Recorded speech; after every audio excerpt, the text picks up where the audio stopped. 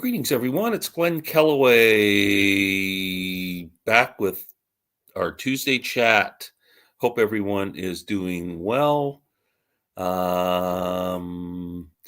Again, just bear with me for a sec while I figure out some stuff here.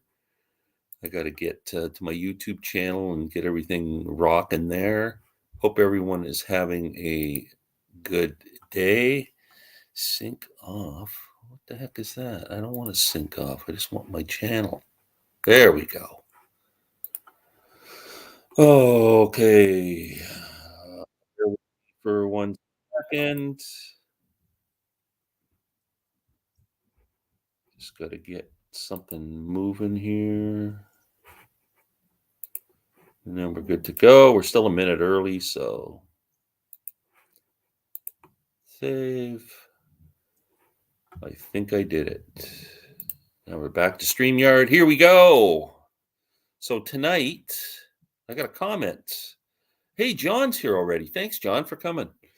Tonight, Sam and Rob and I challenged each other to come up with a 10-unit supergroup. So we can pick 10 musicians, create a supergroup. I think we all took at not really just picking our favorite musicians on each instrument. We tried to pick a style of music that we want the group to play and tried to fit the musicians into that genre. So it'll be interesting. None of us know what the other people have chosen. We're going to go through them one at a time rather than go, okay, who's our drummer and then go, who's our bass player. We're going to let each person present their whole band, and then we'll all comment on it and tell them how stupid it is and where it works and where it doesn't. We got 5 viewers already. That's great. I'm just waiting for Sam and Rob to show up. So yeah, that's it. It's been a very uneventful Tuesday today. Not much going on. Hope everyone's doing well. I wanted to talk while I'm waiting for Sam and Rob. You know, obviously I'm a Frank Zappa fan, but I picked up, if you guys are interested, I have the new box set Waka Jawaka, which is outtakes and alternate takes and jam sessions and whatever from the 2 albums Frank made at that time, Waka Jawaka and the Grand Wazoo. But I took the opportunity to pick them up on vinyl. The Grand Wazoo. Now, I don't know if you can see the... What the heck? Why is it doing that? So anyway, I'll read it to you. 50th anniversary, 180-gram black vinyl reissue of the Wazoo period, 1972. All analog mastering by Bernie Grundman. I got to tell you, these are 2 of the most outstanding sounding albums I have in my collection. Unbelievably good. And I think they're going to go out of print. So if you're interested at all, grab them. I highly recommend them. They're 90% instrumental, great jazz, fusion, rock, whatever, great playing, incredible albums, and they sound absolutely amazing on vinyl. Absolutely amazing. Now, the box set comes with a Blu-ray and a 5.1 surround if you're into that stuff, which also sounds great. Hello, Christian. Hello, Cardboard Head Guy. It is now 8:02, and my friends are fashionably late. I don't know what the heck they're doing. I'm just going to check my email to make sure that they got their... guys, if you're on there and you didn't get anything from me, just let me know.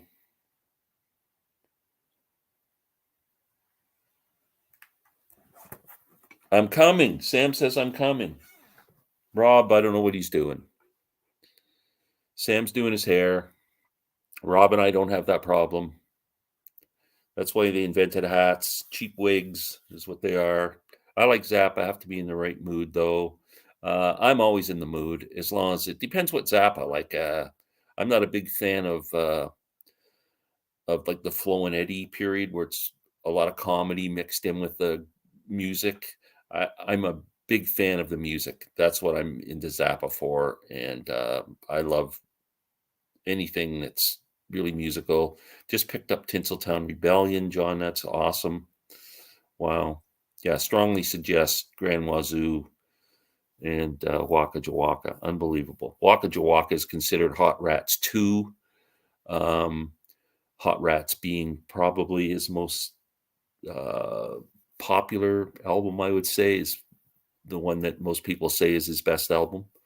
And Waka Jawaka is somewhat similar to that. Yeah, I don't know what else is going on. Not too much. Oh, here comes Rob. I can get somebody in here to talk to me, so I'm not talking to myself. There he is. How you doing, buddy? Sir. How you doing? Oh, and Sam's here too. Were you guys eating dinner together or something? Yeah, we had a hot date. It worked. Very cool. What's going on? I'm all excited here. I get sick of hearing my own voice yap on for 10 minutes. We get sick of hearing it too. Yeah. Yeah. Oh, okay. You guys take over. I'm just going to rest. All right. What's happening? Not much. How about you? Not much. Just coming off of watching some Jeopardy. That's what I do at 7:30. Oh.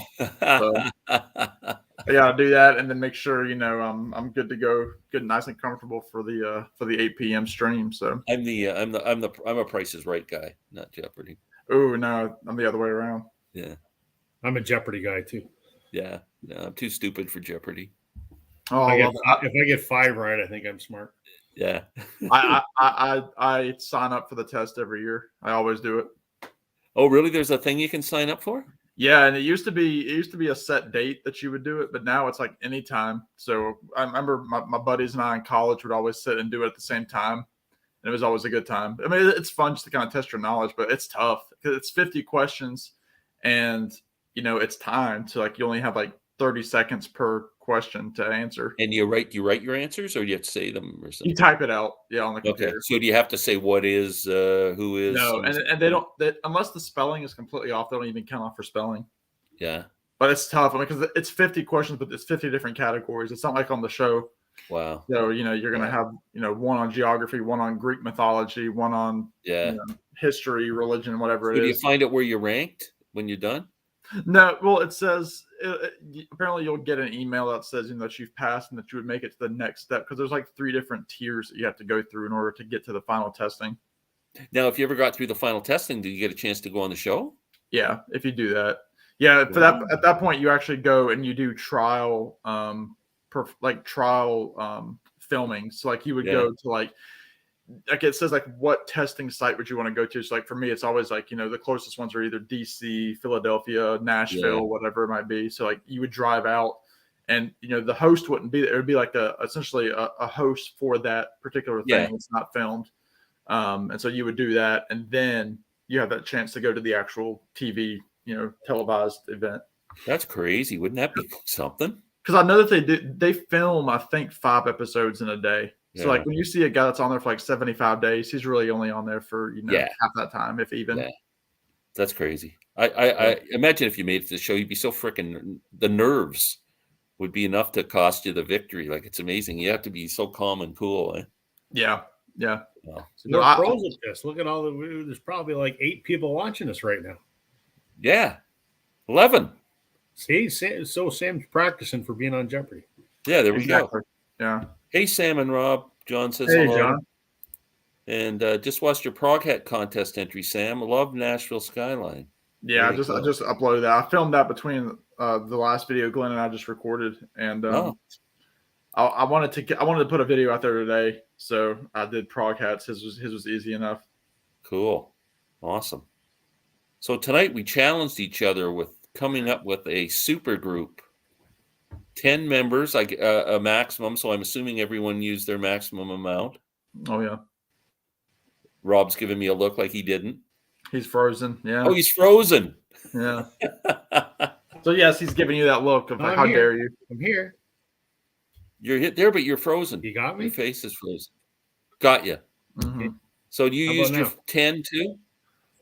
You used your 10 allotted spots? I used 11. Is that okay? You can't. That's cheating. You got to cut one. Yeah, I cut one. Cut one. Well, I can't cut one because if I cut my 11th, I have to cut my 10th as well. Because they're a package deal. Well, you can't do that. Okay, well then I'll cut my last 2. That's fine. You're cheating. I'm just gonna it'll deprive the world of some edible music, But last He's time, a cheater. What can we say? We We'll knew throw that in a going tenth in. for you you'll have to tell us who those two are, and then we'll come up with an alternative. I'll do it. He's frozen again. the Rob, end. you're freezing up. You're freezing up on us, buddy. You're there. There he is. I can see him. Oh, come You're on, back. not again. Yeah. You're good right now. So I don't anyway, know what we're it gonna is. do rather than The internet signal crazy. rather than go like we're each going to name our drummer, each going to name our bass player, whatever like that. We're going to take turns presenting our complete band, however we want to present it, and then we can all kind of comment on the choices and whatever as we go along. So, Michael's here we go. In Rob's defense, 11 is the new 10, Glenn. See, there you go. Turn the He's amp taking up the to spot. 11. He's taking a And spot. John, can I mention something I noticed about your videos? Oh, Rob, God. can I? Yeah, Rob. Yeah, I know. Yes, Go ahead, John. mention it. Yeah, John, tell us. He can take it. He's got what's thick skin. wrong with Rob? Tell us, John. Yeah. Oh boy, this is more than a 2-hour discussion. This will be our 10 to 12 live chat after this one's The over. Supergroup can have musicians with a pulse or without a pulse. It makes Doesn't no matter. difference. Evening Briar. Spinal Tap liked 11. Yes, they did. It looks like you were looking right of the screen when you're talking in your videos. Is it just me? I have the same problem because the camera, I do it on my iPad. The camera is on the corner of my iPad, I think, and I'm staring into the iPad screen. So I think I always look like I'm looking off. I think that's the issue I have too. Yeah. That's most people though. So yeah, I think that's most people do that. because like John just wanted to pick on me, I guess. So, yeah, I do that too, John. Like I'll start with my phone out here because my camera's over here and I'll be looking at it, and then I'll turn because I'll be looking at myself, and it's weird. Yeah, it is weird. It's just that's exactly my problem. Yeah, I mean, I have many problems, but that's one of them. Yeah, cool. So, Okay, I guess before we jump in, how did y'all go about your list, Rob? I sort of I looked at it. What kind of band do I want to make? What kind of sound am I trying to put together? And then I went through and found musicians that I thought could make that, help craft that sound, and that would work well with each other. Yep. I did exactly the same. Sam?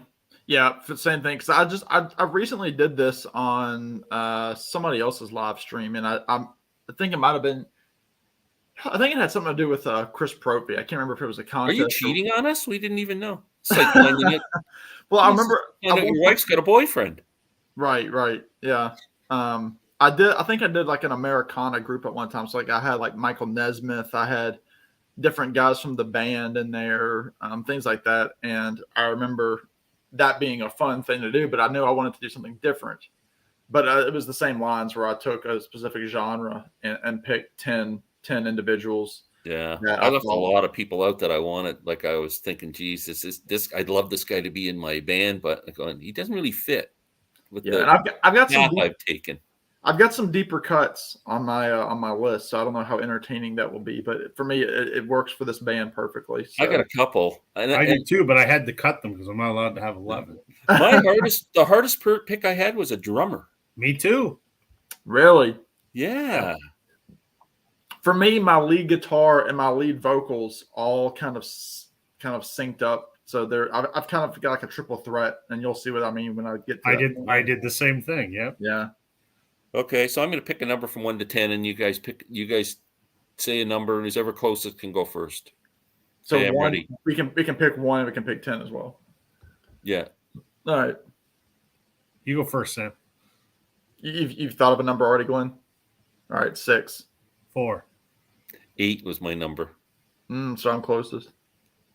Good. Okay, let me get a couple of people in here. What's up, guys? Rod's with us, the happy hippie. Hey, Rod. Michael is saying hello to Christian. I don't use the selfie screen when I record videos. It forces me to look at the lens.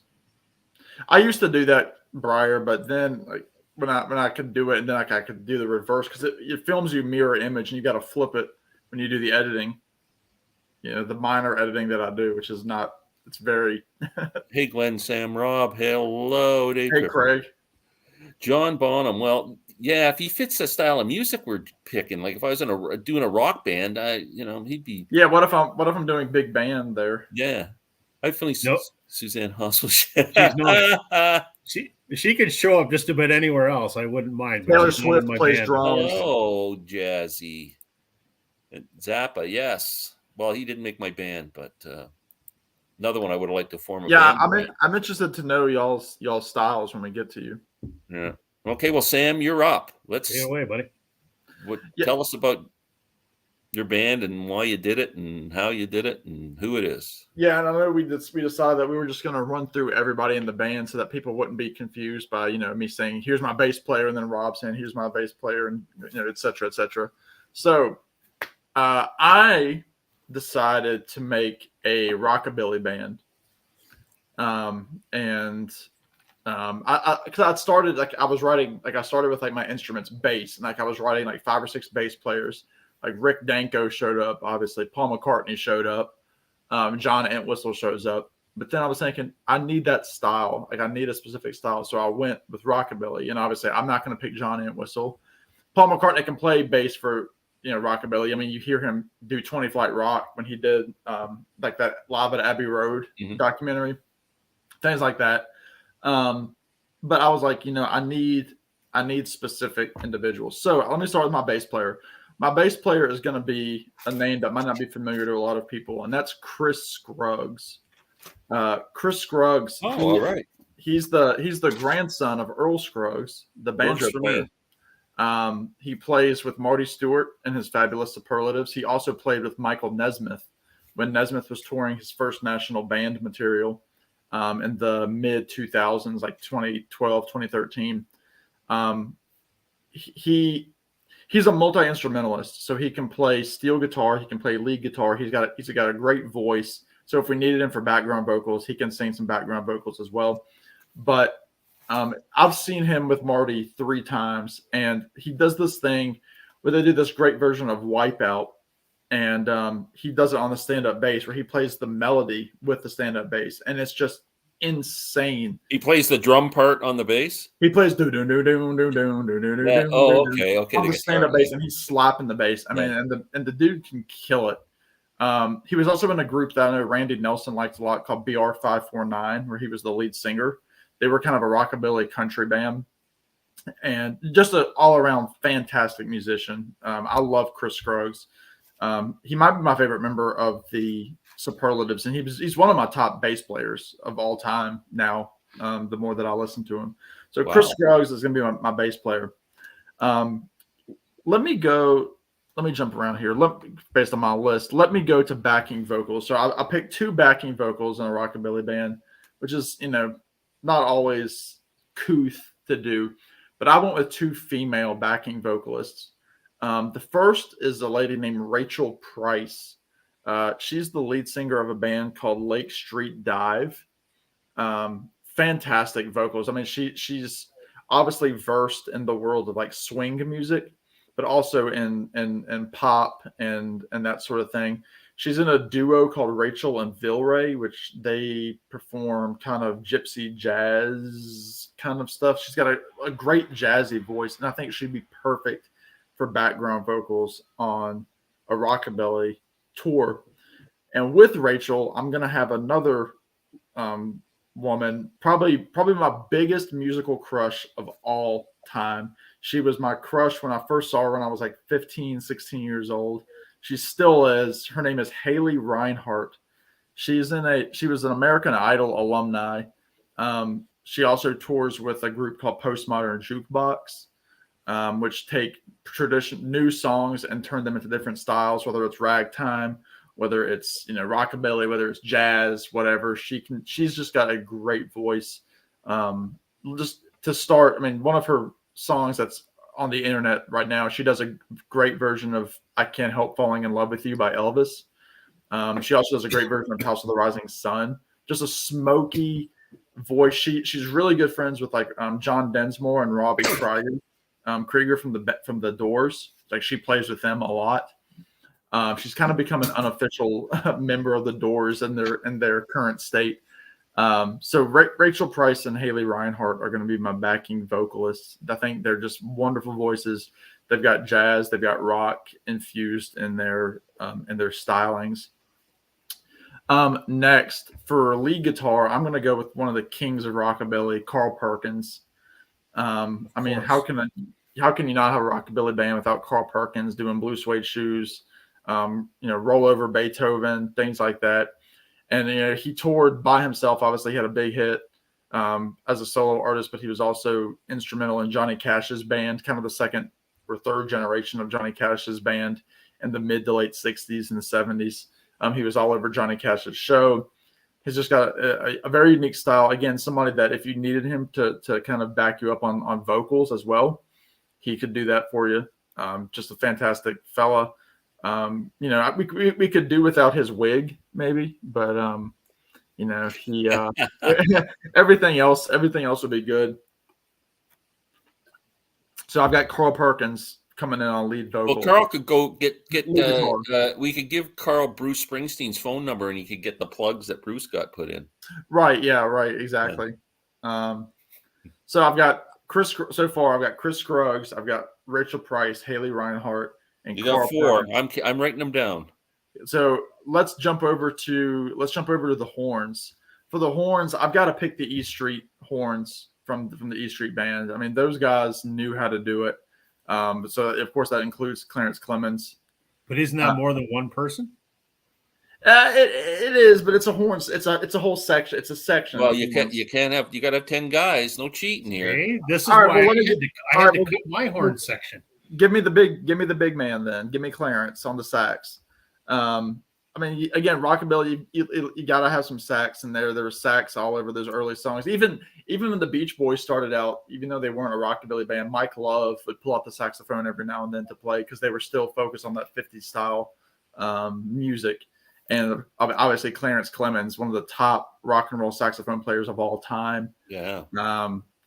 He could rip it. Even until his later age, he even played with Lady Gaga on some of his last performances, like on the songs Poker Face. He was, even dying, he put in, a strong effort on the saxophone with her. So Clarence Clemens on the horns. I mean, he could by himself, he could be a whole horn section, how strong and powerful his playing was. So the big man on the horns. Let's see, on the keys, again, one of the kings of rockabilly. I couldn't leave him off. I had people that I thought could play rockabilly. Even, Elton John was on there at one point for horns because I've seen Elton play the boogie woogie on the piano. But I've got to go with Jerry Lee on the keys. Again, another person that you could utilize as lead vocalist. But even just as a session guy playing by himself without the vocals to kind of propel him, he's a piano player first and foremost. Before he's a singer, before he's a songwriter, he's Jerry Lee Lewis. He's the killer. And can you imagine having that band so far? You got Carl Perkins on the front with the guitar, and looking behind him, you got Jerry Lee standing up, playing his heart out with the hair, the curls going forward. So, I mean, this is the guy that played Great Balls of Fire, and he's your piano player. He's not even the front man yet. So I've got Jerry Lee on the keys. Let's see. I've got two more sections here. I'm gonna go with the double drums in my band. So the first of my drummers are going to be Jim Keltner, the classic session player. He played with the Wilburys. He played with George Harrison, Dylan. He played. Gosh, I don't even know. He played with everybody that came out of the 70s into the 80s. Tons of his session resume would be. It's unbelievable. Yeah. Clapton. I can't even think some of the guys in the Byrds. I think maybe Crosby, Stills and Nash. He's played with all of those guys solo. Just one of the killers, and he can play anything. You give him a song, and he's going to back you up, and he's tight. And he doesn't even have to be your main showman drummer. He's going to be the guy that is laying down the standard backbeat. And so I want Jim Keltner behind my band as I'm playing. And then to Jim Keltner's left, I am going to have the great Levon Helm on the drum. Oh, nice. Next to Jim. Listen to the band, or listen to the band do a song like "Ain't Got No Home," by the Frogman.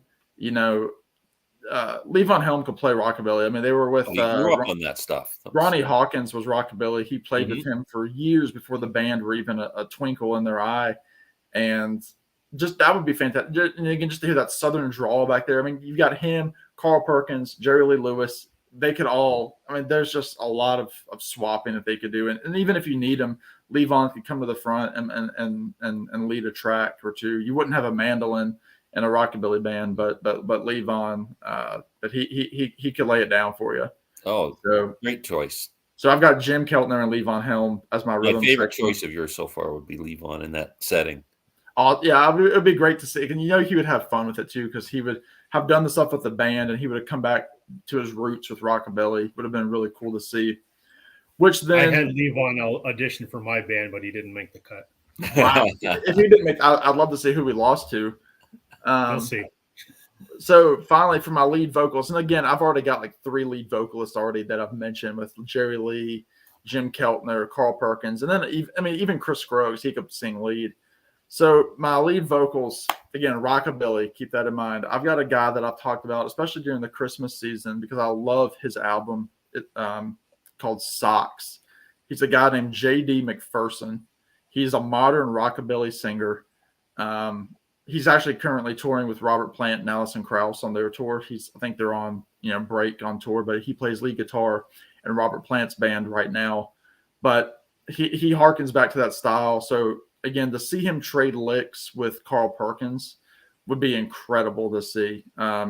He's probably about 41, 42 years old.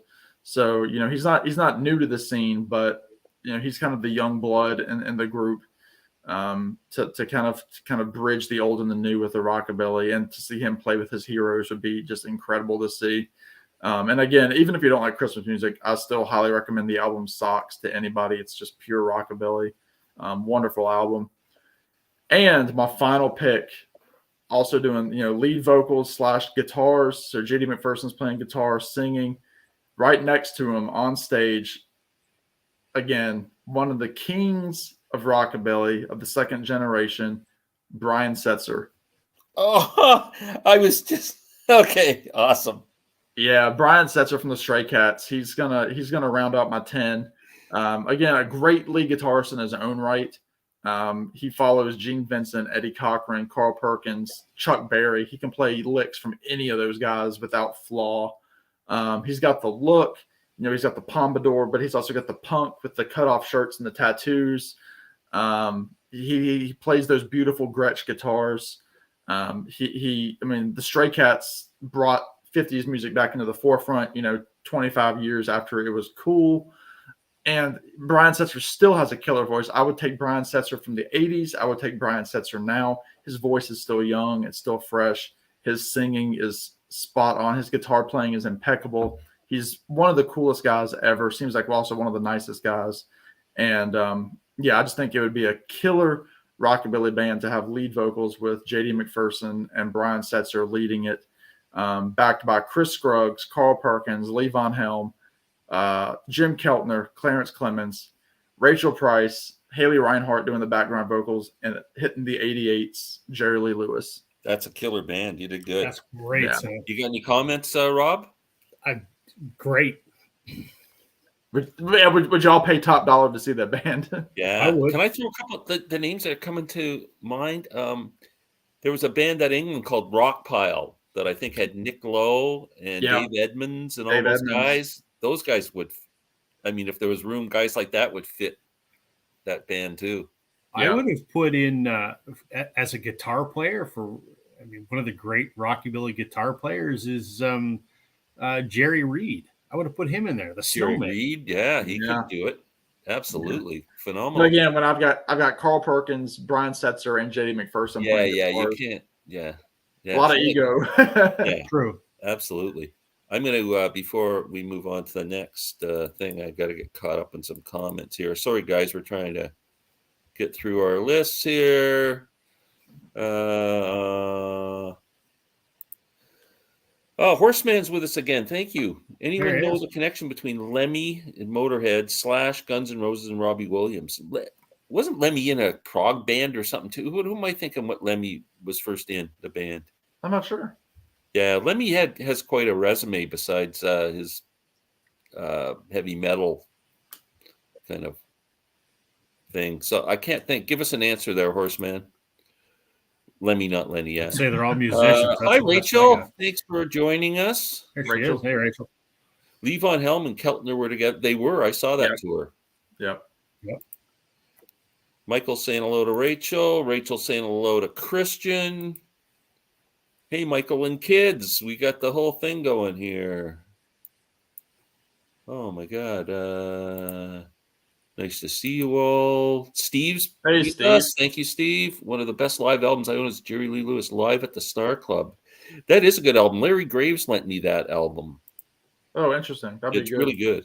I don't have any Jerry Lee. Sam starting it off with a strong start. Yeah, he did. He killed it. Hawkwind. He was in that. Yes. Lemmy is Hawkwind. Yeah. Thank you. Everybody. I knew there was something. The dude. Hawkwind. Yes. Lemmy was in Hawkwind. Was Lemmy ever in Hawkwind? I don't think so. Hello, Rachel. Okay. We're caught up. So you know what, Rob? I never get to go first or you second. You go next. So I'm going to go second. You're the boss. We're going to save the best for last. Oh, no. We're letting everyone, setting them up for disappointment, but go ahead. Okay. So where's my band now? Supergroup. The band is going to be a mixture of progressive, straight rock, and soul. I want a progressive rock band with some soul in it. And the band is going to be called Shotgun. And I'll let you know. You'll see why in a few minutes. So I'm going to start with my drummer. I must have picked 10 different frickin' drummers and going, that guy could really good progressive rock drummer. Like if you take like a Bill Bruford or a guy like that who was in Yes, Genesis, and King Crimson, but then is he going to be able to add the soul drumming that I want? And the same with so I came down to two. Alan White, who has a good resume for rock. Played with John Lennon, Plastic Ono Band, and Live Peace in Toronto. A lot of session work with George Harrison, Joe Cocker, guys like that. The guy I chose, because I've been kind of getting into them recently, the Police, is Stuart Copeland. I think he's pretty a good drummer, and I think he'd have the ability to play pretty much anything. Virginia boy. So Stuart Copeland's my drummer. My bass player is the incredible Tony Levin. I don't know if you guys are familiar with Tony Levin, but what a resume. He's was mostly known for King Crimson, but he played with Peter Gabriel. He played with John Lennon. I mean, Tony has his resume of session work is like a million miles long, and probably, I think, the greatest bass player living today. Wow. Okay, 3, I'm going with my horns and saxes. I got 3 of them. This is where the shotgun thing comes in. Junior Walker. Ooh. Number 2, King Curtis, the great soul man. And Mel Collins. If you guys aren't familiar with Mel Collins, he's currently in King Crimson's kind of on hiatus right now, but that's his latest endeavor. But here's Mel Collins' resume. I went back down just to read about it. He played on Eric Clapton's Slow Hand album. He played on 10cc albums. He played with Alvin Lee. He played on Bad Company albums. He played live with Dire Straits. He played on Brian Ferry albums. He was the sax player on the Rolling Stones' Miss You off of Some Girls. Played with Roger Waters. Played on Tears for Fears, songs from the Big Chair album. Tina Turner's Private Dancer. And was a member of King Crimson, Alan Parsons Project, and another prog band called Camel, plus a million other projects. Mel Collins is just a monster musician, if you're not aware of. So that's 3 horn player, sax players. My lead guitar player is Jimi Hendrix. Now, Jimmy can obviously cover the rock part of it. I'm sure he could come up with something proggy. And towards the end of his life, when he did Band of Gypsies, which was really quite soulful with Buddy Miles doing Them Changes and Power to Love and all those songs, he was really getting into a soul vibe. And so he's got that part covered. My lead singer and / keyboard player / rhythm guitar and lead guitar, if he needs to go there, is the great Steve Winwood. Yep. Great soulful voice. I mean, his resume, he can play anything. I mean, he's played with Jimi Hendrix on a couple of Jimmy's albums. Plus, Blind Faith, and this whole resume is just incredible. And he's got that great soulful voice. So he's my lead singer. And like I said, if we need a rhythm guitar player, he can play it. So in the event that we need, I got a second keyboard player. Another guy who's pretty multi-instrumentalist who could cover a few different avenues, John Paul Jones from Led Zeppelin. Ooh, good pick. So he can play mandolin, or he can play bass if he needs to. He can play keyboards if Stevie Winwood is up doing the guitar duties. And he could direct strings too if you need it. Absolutely. My backup singers, Mavis Staples. Ooh. Oh, wonderful. Talk about soul. That's got it covered. Coolest you can get, I think. I've seen her live. Yeah, she's cool. Really? Yeah. Wow. And the amazing Amy Helm, Levon's daughter. Sure. She's just an absolute incredible singer and is used to backing up bands and plus doing her own powerful vocal performances. So I think that's my 10. And she's worked with Mavis Staples before. Yes, absolutely. She works with Mavis Staples. Yeah. So that's my 10. The band's called Shotgun. There we are. That's good. That's really good. No ABBA as the background singers. No, I didn't get the ABBA band. No, because that would have made it 14. Yeah, We're not allowed to have ABBA on Glenn's channel. No, we're not. Yeah, you're not even allowed to say ABBA. You're out. That's the A word. Yeah. You'll see it. You're gone. Yeah. Tim's gone. Yeah. Okay, let me see. Where did we get caught up here? There was a brief stay for Lemmy. He was in Hawkwind. Did y'all know? Lemmy Apparently, also worked I with just heard Slim that. Jim from the Stray Cats. Slim Jim is on my short list. Yeah. Snakes Randall. Sam mentioned that. That's a band I got to try and get into is BR 549. I think I'd like them. The connection, for Lemmy, they're all from a really small city in the UK that worldwide famous for pottery, plates, cups, dishes, etc., called Stoke-on-Trent, which is my hometown now. Oh, cool. Stuart Copeland's a great choice. He was in a prog band early called Curved Air. Nice HH Stoke-on-Trent. What a lovely name. Nice place. Thanks. Saw Amy Helm about 6-7 years ago. She was great, but I was blown away by her guitarist. Who was playing? Was it Larry Campbell playing with her? It could have been Larry Campbell. That's what I'm thinking. I've seen Amy a few times, and she's amazing. And her albums are all amazing, too, if you're looking for good albums. And she still carries on the Midnight Rambles in her dad's honor at the farm. I would love to go to Woodstock. Yeah, me too. Me three. That's a bucket list trip. Rob, you're up to bat, buddy. Okay. So I want to have a sort of 70s flavored rock, Americana roots rock kind of band.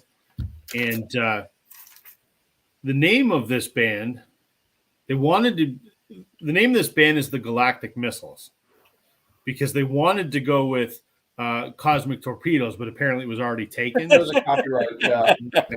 We went to court. Yeah, I told them, listen, guys, you got to come up with something else. You're going to get sued. So I took a slightly different approach. I'm not going to start from the back and work up. I'm going to start from the front of my band and work back because I kind of took almost like the sort of traveling Wilburys approach where I've got multiple singers that I think would make that sound and would sound great together. So I've got 3 primary singers that could also be background singers for each other.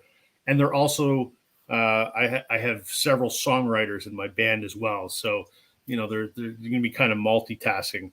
But if I'm kind of going for that Americana rock kind of whatever, my lead singer, rhythm guitar player, and principal songwriter is going to be Tom Petty. Oh, yeah. Whoa. Right? Yes. I mean, that doesn't need any explanation. He's about the best there is. He's the greatest. So You made put a smile on Sam's face. Look at him grinning from ear to ear. Yeah, I got to go to bed now. Yeah. Right. So my first other lead singer who could also serve as a background singer and a songwriter has worked with Petty before. I got to have Stevie Nicks. Oh. Whoa. I mean, this band is huge. They're going to each need a bus for their own egos, but And my third singer is also a woman because I love women singers, but I also like, the sound of some women singers backing up a man and vice versa. I think that, the male and female voices work well together. So my third singer, I think, is the greatest female vocalist of all time, Linda Ronstadt. Whoa. So Tom Petty, Stevie Nicks, and Linda Ronstadt are my singers.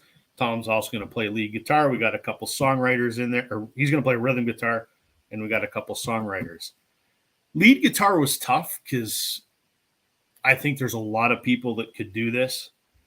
But I have to pick my guitar hero. He's a little more on the rock side, but he totally can pull this off. I got to go with Joe Walsh. Ooh. I've heard of him. And Right. Joe and Stevie have a history too. They do. Yep. And then I need another guitar. So I've got a rhythm guitar player and a lead guitar player. And I want another guitar player. And I'm picking this guy because he's an incredible musician, incredible songwriter, incredible guitar player. He's also an incredible slide guitar player. And that's Duane Allman. Oh, my second favorite guitar. Well, probably my third favorite guitar player of all time. And I think, he fits in. I mean, he's made for this kind of genre, right? So, Duane Allman's made for any genre. The Well, session right. work he did. of course, Yeah. of course. So I've got Tom Petty, Joe Walsh, and Duane Allman. They're all playing guitar. We got Stevie Nicks and Linda Ronstadt as singers. I would love to hear Duane Allman playing with Tom Petty. I think Wouldn't that be awesome? Yeah. Come up Right? with some tasteful stuff there. Ooh. And now I'm going to pull out my bass player, who probably my favorite bass player, and has an absolutely incredible voice that could also be one of my singers. And I got to go with Rick Danko. Yeah. He almost made my list for bass player. Yeah. Yeah. I mean, he was the only choice for me. I'm just like, it's got to be him. Couldn't you imagine Rick Danko's voice blending with Stevie Nicks's? Wouldn't that be interesting? Wouldn't that be something? It'd be cool to hear.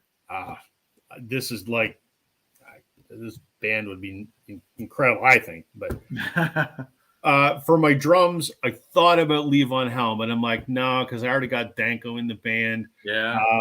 So I went with Jim Keltner. Awesome. Same as Sam. For exactly the same reasons. The man has literally played with absolutely everybody. Who's paying him more? Like how can he do 2 tours? That's true. He's going to be looking at the highest bidder here. Yeah. Yeah. It might end up being Sam because my payroll is going to be pretty high here. Yeah. Petty and Nicks not be able to and afford Ronstadt. Right? Yeah. Now I need a keyboard player, and I'm picking, I think, the greatest keyboard player ever, and that's Garth Hudson. Ooh, awesome. So keys, organ, to go along with all those voices and all those songs we're going to write. I just think that would be incredible. To augment Garth as my keyboard player, I'm bringing in a separate piano player. And that's going to be Dr. John. Matt. Oh. So I got Petty and Nicks, Ronstadt and Walsh, Duane Allman, Rick Danko, Jim Keltner, Garth Hudson, Dr. John. That gives me 9. I had a horn section. I had a sax player and a trumpet player, but I guess I can't say them because that takes me over the list. So you got what? 1, 2, 3, 4, 5, 6, 7, 8, 9. I got 9. I know, but I got 2 more names. But I can't have a sax player, not a trumpet player. Like I need. Yeah, both. you gotta have. Yeah, you can have a sax player, not a trumpet. Who's your sax player? Bobby Keys.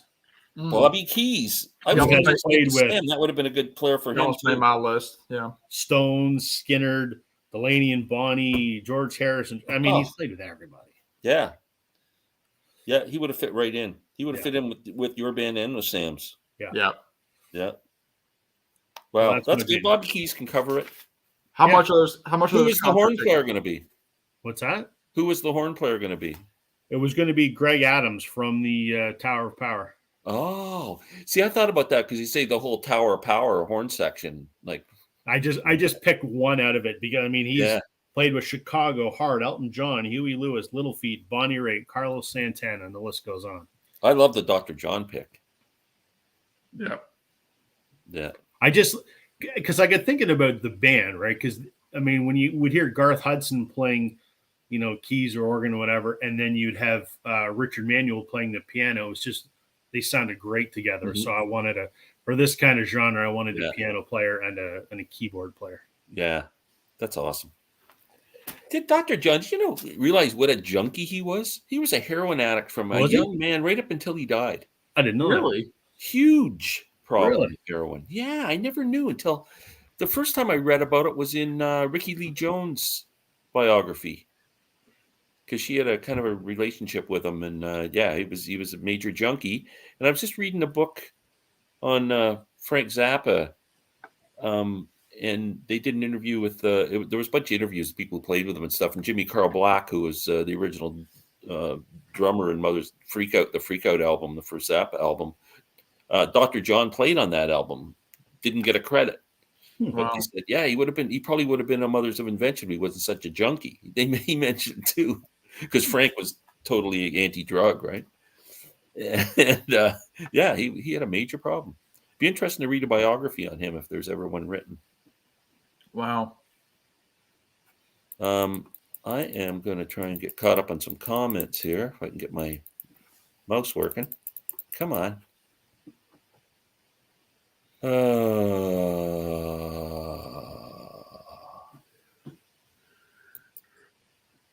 Saw that one. Couldn't remember his name. I'm pretty sure it would be 7 years ago. It'd probably be Larry Campbell. Yeah, because she just kind of played with Levon's band. Yeah. Ian Hunter would be my chief songwriter. Ian Hunter would be great to make a band around. He would fit your band too, Sam. Oh, yeah. Steve Gadd got major consideration from me. I saw Steve Gadd in 2021 with James Taylor. Wow. Yeah, he was in James Taylor's band. Yeah. Wow. Yeah, he's another guy who's played with everybody. Roy Bittan, great keyboard player who's got a big resume. Yep. Surprised that Rob didn't mention Taylor Swift. Well, here's the reason, because she came over to my house to play a song a few weeks ago. Oh, yeah. And then I broke her heart, and she got mad at me and wrote a song about me, and now she won't talk to me. So. Yeah. Yeah, right. She's recording a new album about Rob. Line, buddy. Yeah. Oh, that's funny. What happened there? Surprised that Rob. He was in there twice. He was doubly surprised, I guess. He was very surprised. Yes. That was fun. There was 3 solid bands, like really high end. Yeah. Like top dollar concerts. Yeah. It's incredible. There's so many you could do. I mean. Yeah, that was my thing. Glenn Kelloy production for Larry Molly. Yes. I think we're still on good terms. Like I made a comment on the thing. I now know why George Harrison was so pissed at Madonna and Sean Penn after he produced that Shanghai Surprise movie with them. So, he said how difficult they were to work with. Larry and Molly were like that too. They're prima donnas. The prima donnas. Yeah, but we all know that. There was a typo that really bugged me. We don't check for spelling. It's okay. Yeah, we don't care. Yeah. Yeah, you're talking to three perfectionists here. How dare you make a typo? Exactly. Yeah.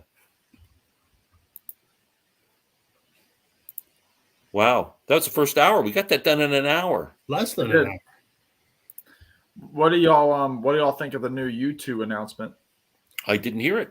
I had a long. I'm a huge U2 fan. So is my best friend. We talked for an hour about it today. And so what they're doing, Glenn, is they've announced a new album. And you know, Bono's been touring for his Surrender 40 songs or whatever the hell that book is. So what the band has done is they've reimagined and re-recorded 40 of their past songs. Right up to the last album. Yeah. And as a lifelong U2 fan, nobody wants it. It's they're going to redo their songs. So if you've heard the way that Bono's been doing them on his Surrender book tour, yeah, I haven't heard. They're very scaled down, very limited instrumentation. It's almost like unplugged demos, almost. And that's kind of what this is going to be. And I don't know. I think they're mailing it in. Give us Songs of Ascent, which supposedly is their album they've been working on for 5 years. And apparently they've also recorded a rock album that's been inspired by AC/DC. It's like, well, let's see that. I don't want to hear a mellow version of Where the Streets Have No Name. I have a hard time even imagining what that would sound like without. Well, they've got a trailer signature video. Guitar sound from The Edge. Doesn't have it. It doesn't have it. No. And how's he going to do that if they're just doing like an acoustic guitar part? It's going to be so different. Well, if you read like, the announcement, it's essentially The Edge wrote it because fans were getting letters from U2, like fan club only kind of thing, where they were saying, you know, these are the Songs of Surrender is the name of the album, Songs of Surrender.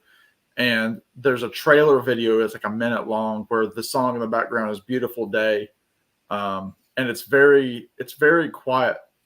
Personally, I'm very excited about it.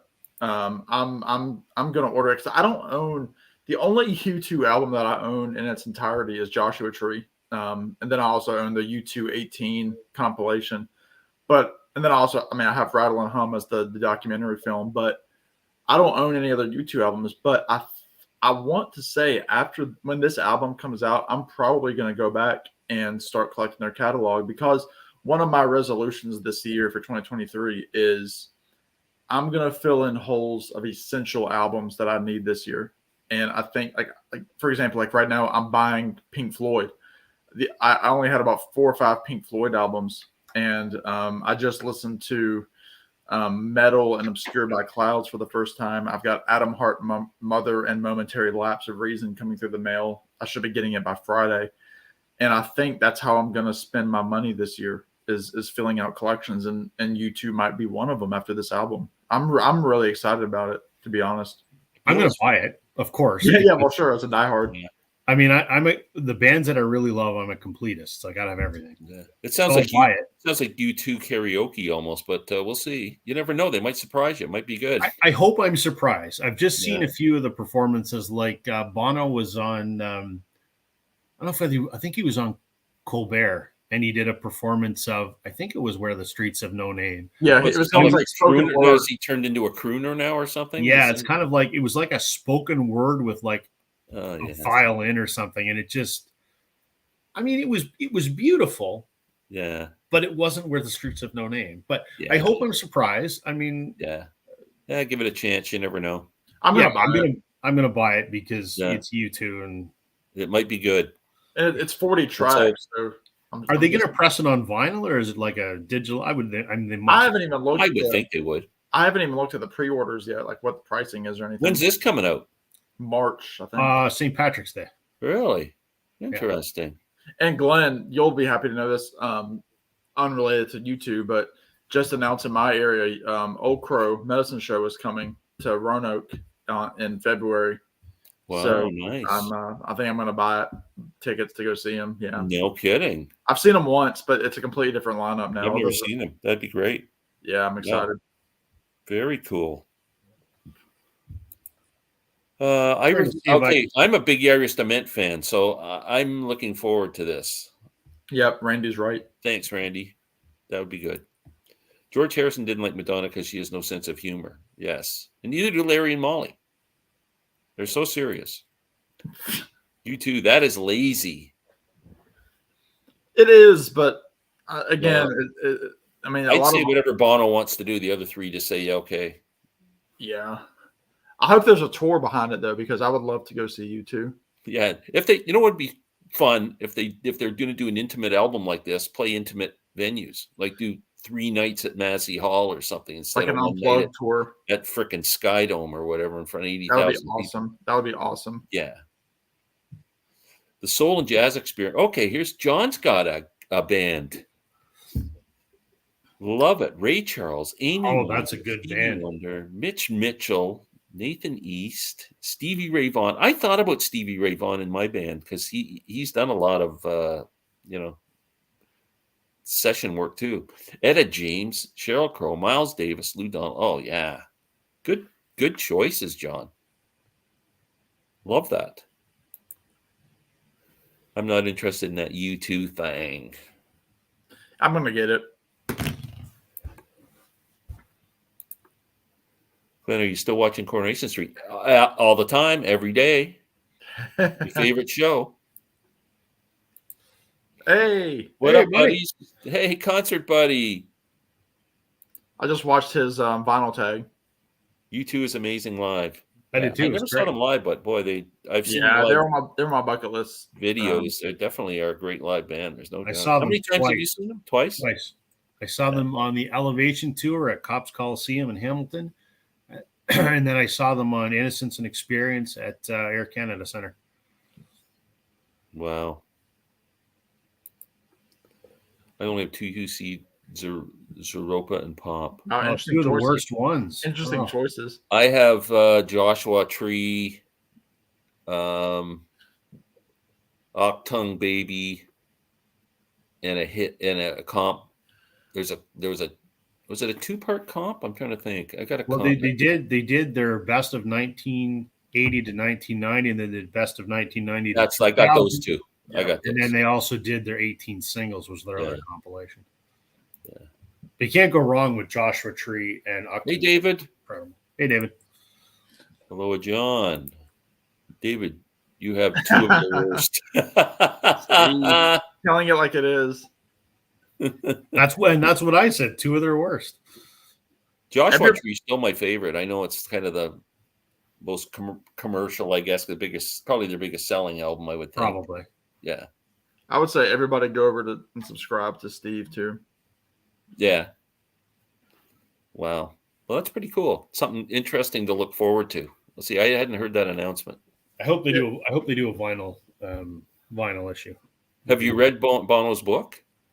No. I'm not a big reader. I don't. Oh yeah. I mean, I know how to read, but I'm not a. Every night I read like crazy. I haven't read a book in I don't know how long.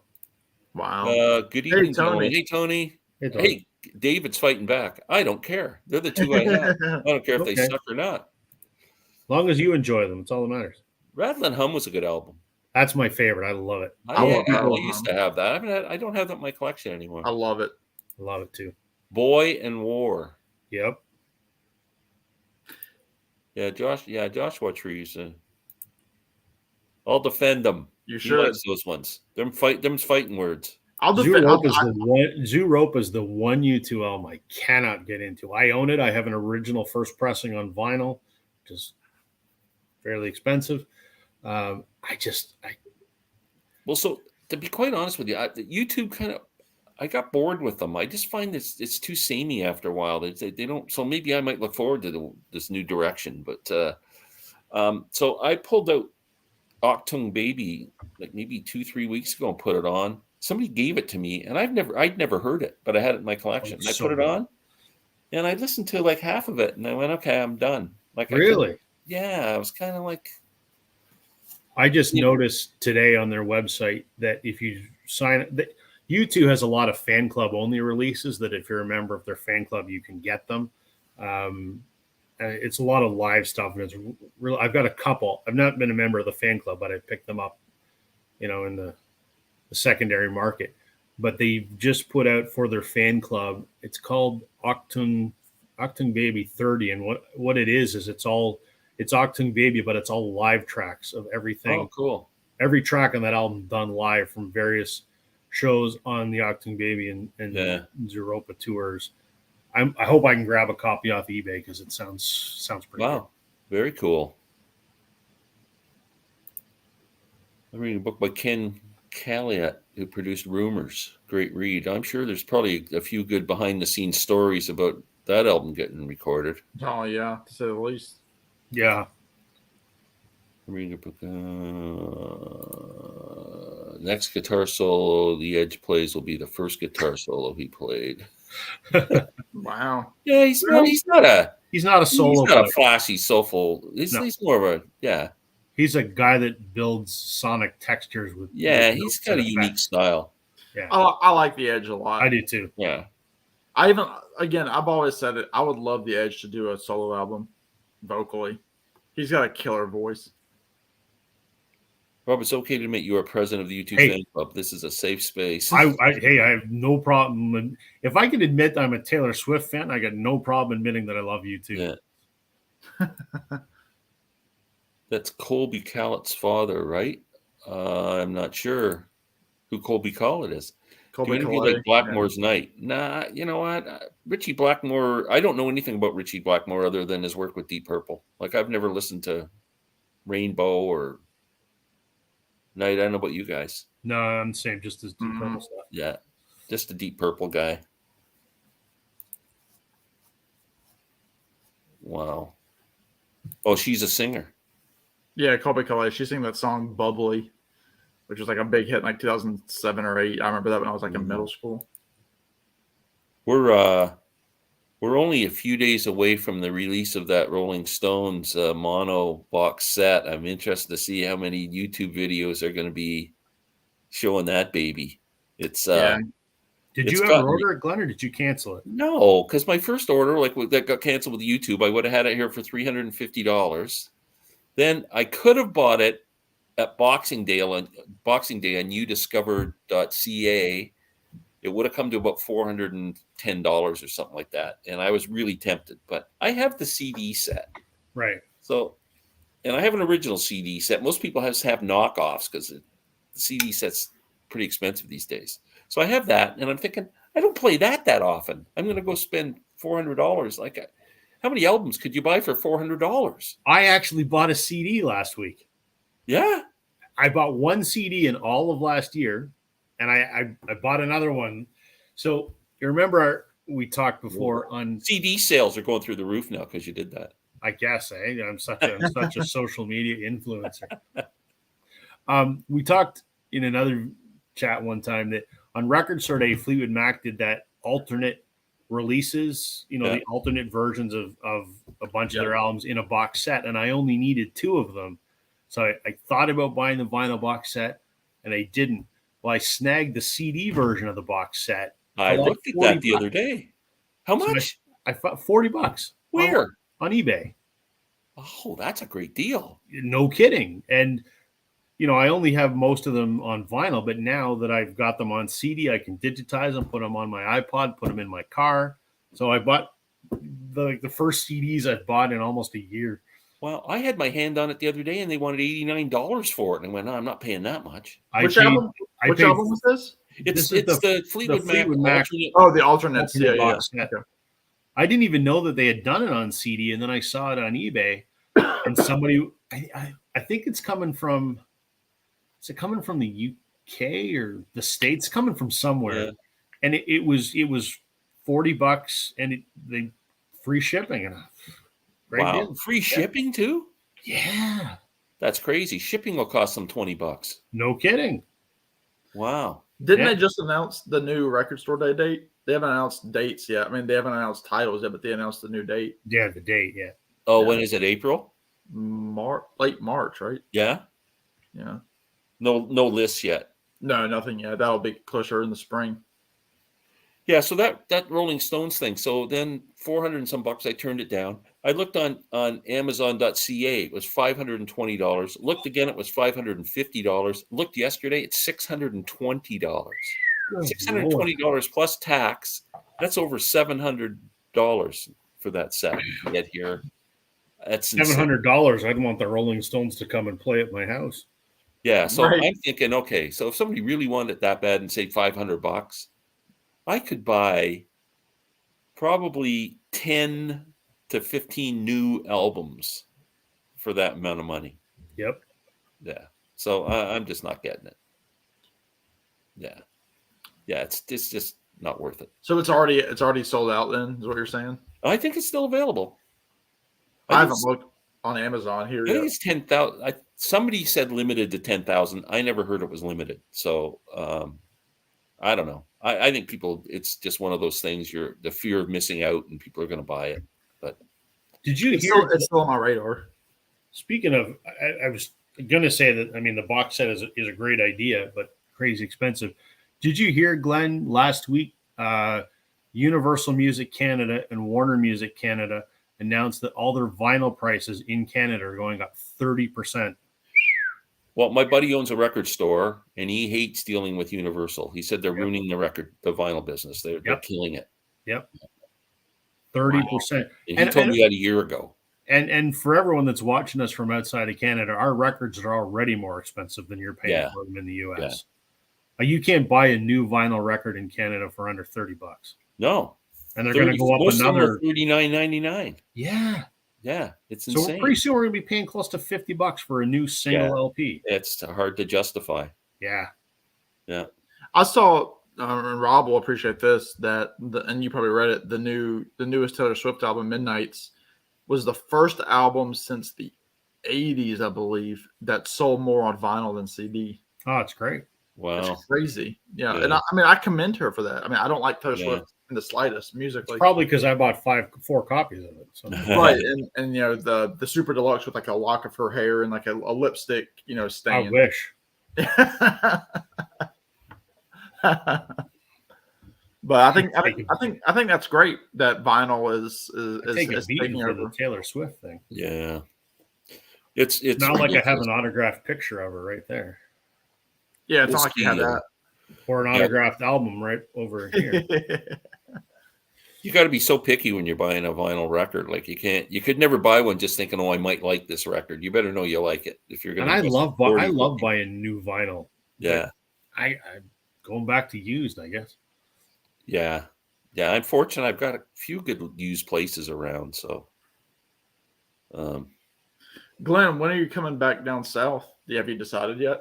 It's going to be a while, man. Well, I'm waiting. If the phone rings in 2 seconds and my daughter goes into labor, that we're shutting down the live chat. So she's due on the 13th, which is like 3 days away. Shoo. So I can't make a decision about doing anything until that happens, and we kind of hang around with the baby. Now, remind me, this is your daughter still in Canada, right? Yeah. Yeah. And then my daughter and son-in-law are both waiting to hear, which they probably will be, going to work WrestleMania in LA in April 1st. Oh wow! Because I know if they do that, Lynn and I might fly to Los Angeles for a few days because we could stay in their hotel room, and we've got a credit with WestJet, so we could pretty much fly for free, stay for free, and then just have the expense money of whatever it costs to hang out in LA for a few days. So that might happen. You don't want to fly out of Pearson right now, though, Glenn. It's a nightmare still. Yeah, I know, but we're kind of waiting for that. If that doesn't happen, we're probably going to come down in late March. Okay, I would think. Yeah, I'm still here. I'll be here. Yeah. I was planning this big trip out to Colorado to Red Rocks to see the Avett Brothers for 3 nights on the 7th, 8th, and 9th of July. But I just learned today that my cousin is getting married on the 8th, and I'm very likely going to be in the wedding.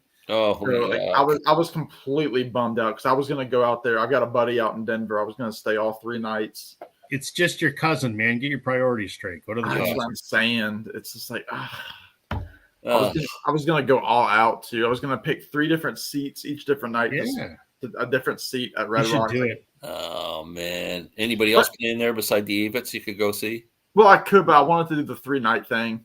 Yeah, Is the thing. I mean, there are other people that I would see. If you buy the tickets to the concert now, you just say to them, "Sorry, I got concert tickets. I can't come to your wedding." So here's the thing: the buddy I was going to stay with is probably going to be in the wedding as well. So like I would lose out on a place. I look for any excuse possible to get out of going to weddings. yeah, because they cost you more than a trip to Colorado these days. Everybody wants money in an envelope. I've got to buy the suit, you know. Thankfully, it's gonna be local, so I don't have to like go anywhere. But if I'm in it, I'll have to buy the suit. You know, if he wants to do like a weekend trip somewhere, I've got to pay for that. You know, I don't. Every time I get invited to a wedding now, it's like, oh, there goes $500 I got to put in an envelope. You can't just buy somebody a vase. And my mom just got married about 2 months ago, and I wasn't even invited to the wedding. Well, there you go. That's because my stepfather's an asshole. So. Oh well. Oh, yeah, that's always fun. The family dynamic. Yep. I could buy 50 to 80 albums for $400. Yeah, it's true. True. Kristen, I haven't watched your unboxing yet. How did you get the? Oh, for the first pressing, you've got the. Is he trying? I don't know if he's got the new one too. Plus, no, he's got the original one. Probably the original. Yeah. I still buy a lot of CDs, but more LPs. There are times the CD makes more sense. Well, it just does sometimes. I agree. 30%. That sounds about 60% too much. Agreed. Yeah. Yes. The 4 version of Midnight's is supposed to form a clock face. It does. It does. I wondered why there was supposedly. There are different colors and different pictures on the front. LP should be going. It's a totally based part, and all has dropped substantially. Glenn, I actually bought a Taylor Swift album because I thought we were going to review it, but haven't listened to it now. Well, send it back, Randy. Send it to me. I already have it, though. So I've seen the Red Rocks, but never been to a concert there. Yeah, it'd be pretty cool. I've seen the amphitheater. I'd love a Taylor Swift signature. Can she place it on a check made out to me for $100,000? Yeah, she wouldn't. That falls out of her pocket when she takes a dog for a walk. That's right. That's my kind of signature. Yeah, that does it for sure. Oh my God, we lost Sam. He went to Red Rocks. Oh, there. Yeah, he's gone. Yeah, he's phoned his cousin. That's I can't go to the wedding. I can't go to the wedding. Your friends are shaming me into going to Red Rocks. I'm not going. Screw you. Yeah. I'm thankful. All my friends are married, so I don't have any more weddings to go to. Wow. You know, one thing I've noticed from hanging around the States a lot over the last couple of years is we are more fortunate with used vinyl. It's cheaper up here than it is in the U.S. Yeah. Those used stores in the States want way too freaking much money. Yeah. Like $20 for a used album. No way. Yeah. $10 is fine. Yep. Unless it's something really, really good that you have a hard time finding. I don't mind paying more, but yeah, there's no way. I've been finding, though, a lot of the record stores that I go to, at least around here, because I don't have a lot of great record stores around here, which is insane considering how close I am to the big city. But majority of the record stores around here, they're almost entirely new vinyl, and the used sections are really, really small. Yeah. Yeah. Yeah. Depends. My place around here is incredibly small. It's only one in town. Yeah. I've got one here in the city that I live in that's very small. And then there's one in the next town over. And then I got to go, 45 minutes to Hamilton or an hour to Toronto. Yeah. It's, unfortunate. There's a couple here that have a good selection of used vinyl. So I just picked up Kind of Kinks on vinyl for the second Kinks album for $10. Just absolutely mint condition. Wow. You had a pretty good haul when you went out to get your nephews, Glenn. Yeah, I did. I got a great haul, and I got 2 thrift store albums. I've never been able to buy a thrift store album. I got Linda Ronstadt, Simple Dreams. Oh, great album! Yeah, which has your favorite Tumbling Dice cover on it. Oh, I love that song. Yeah, favorite song ever. Yeah, we talked about that last week. Yep. Thrift stores where I am are cheap. Yeah, used at indie stores charge more for vinyl. Yeah, but the thrift stores, I mean. They're hit and miss though, because you can get a lot of shit there too. Oh, Yeah. thrift store. I can't find anything at a thrift store. I was shocked I found a Linda Ronstadt album. Restarted buying vinyl, and so far used ones are pretty cheap. Whereabouts are you, Briar? Been a spot on the used market in the States is getting crazier in prices. Another reason why I'm trying to do more record shows this year. Yeah, I like going to record shows too. Record shows are where to go. I mean, I went with a buddy of mine at Greensboro, North Carolina, and they had some killer deals out there. That's where I got all those Ringo albums, like near mint, the vinyl at least. Yeah, I got to start looking to see. If you're interested, Rob, I'm not sure if you're aware of it. There's a website called Vibrations Canada. Yes, and they list all the local record shows. All the record shows all over Canada. Yeah, I got to make it to the Toronto West one this year. That's always the good one. It's so big. I know. Like, and so crowded. Yep. That one frustrated me. I used to go every year. Yep, so did I.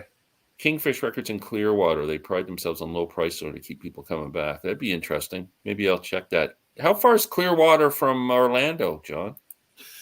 Clearwater is, I want to say, 3 hours, because Clearwater is on the Gulf. I'm from San Diego. Oh, cool. Geez, he lives in a good part of the world. It's always 72 degrees, 73 degrees. Oh, Steve's going to Portugal in April. Wouldn't that be interesting? Finding record stores in Europe would be interesting to visit, wouldn't it? Hey, Steve, thanks for the invite. Yeah. I just got some amazing VCLT this week from a viewer in Europe. The video will be up tomorrow. I was blown away. Really? Yeah. I haven't got VCLT in so friggin' long, I don't even know what it looks like. But then again, I haven't sent out any VCLT either, so. It's a record I've been looking for 20 years. Really? Yeah. Wow. I asked Randy if he was coming out here because he met me in Virginia last October 21, and I don't think he's coming my way. He's not? Where are you going next, Randy? You going away? Live online auctions are out to me. Too tempting and spend too much money. There's a lot of YouTube live auctions for vinyl, and I've never seen one album that I'd be interested in buying. It seems like people are just trying to get rid of their crap. I know Harry's music $5 an album for it. Harry's Music Room does a lot. Yeah, I never see anything on there I want. Rumors is they're planning a 2023 record show in Tampa. That'd be cool. Tampa's kind of central. Tampa's about 2 hours from where my daughter is. Yeah. Relayer, yes, for $8. I bought a cheap relayer for like about the same price too. I think $7 or something. What the Clearwater. 45-minute on a good day. Oh, okay, cool. What box? It's on the way to Clearwater's just between Tampa and Orlando. The thing is, Clearwater kind of creeps me out.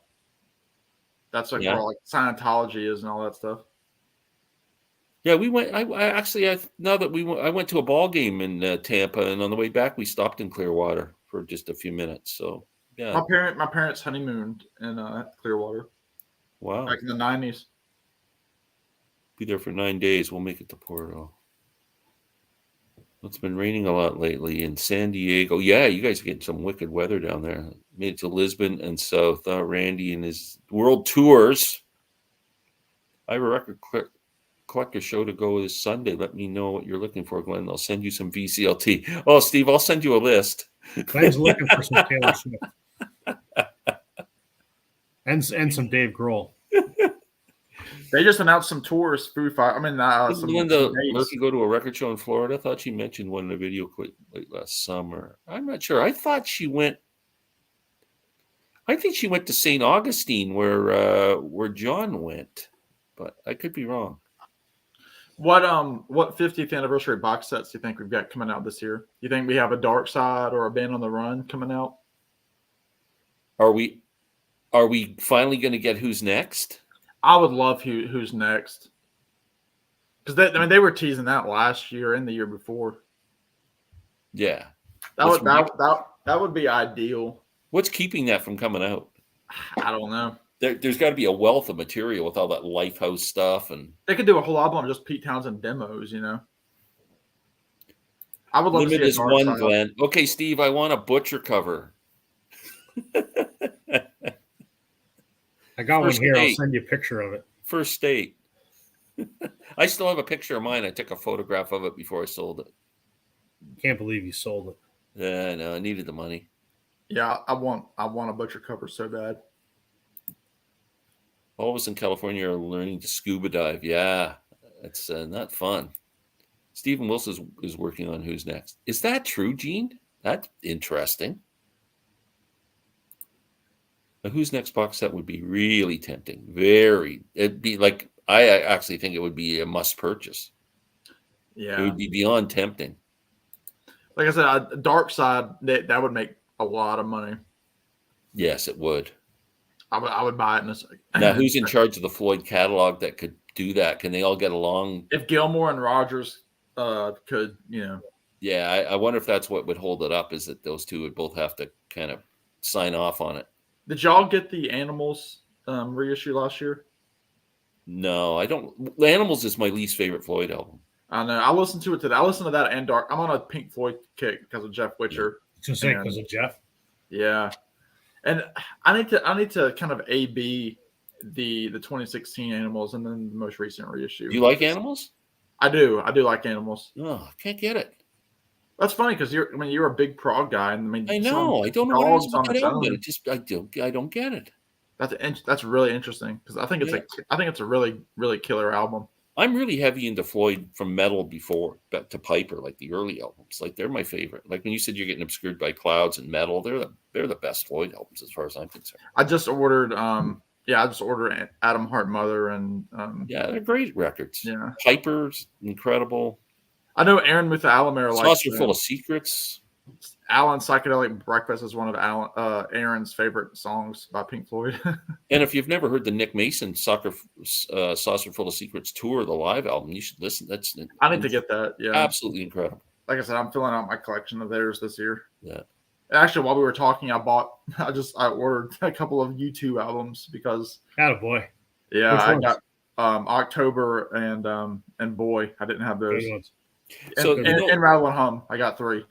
I got to tell you something. When you mentioned your whole thought process for buying this year is to fill in your collections of artists, my whole thing is to downsize my CD collection.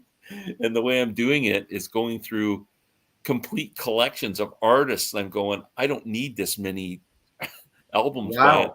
I've got every Eric Clapton album. And there's some Eric Clapton albums that are absolutely horrid. Pilgrim, August. There's a few.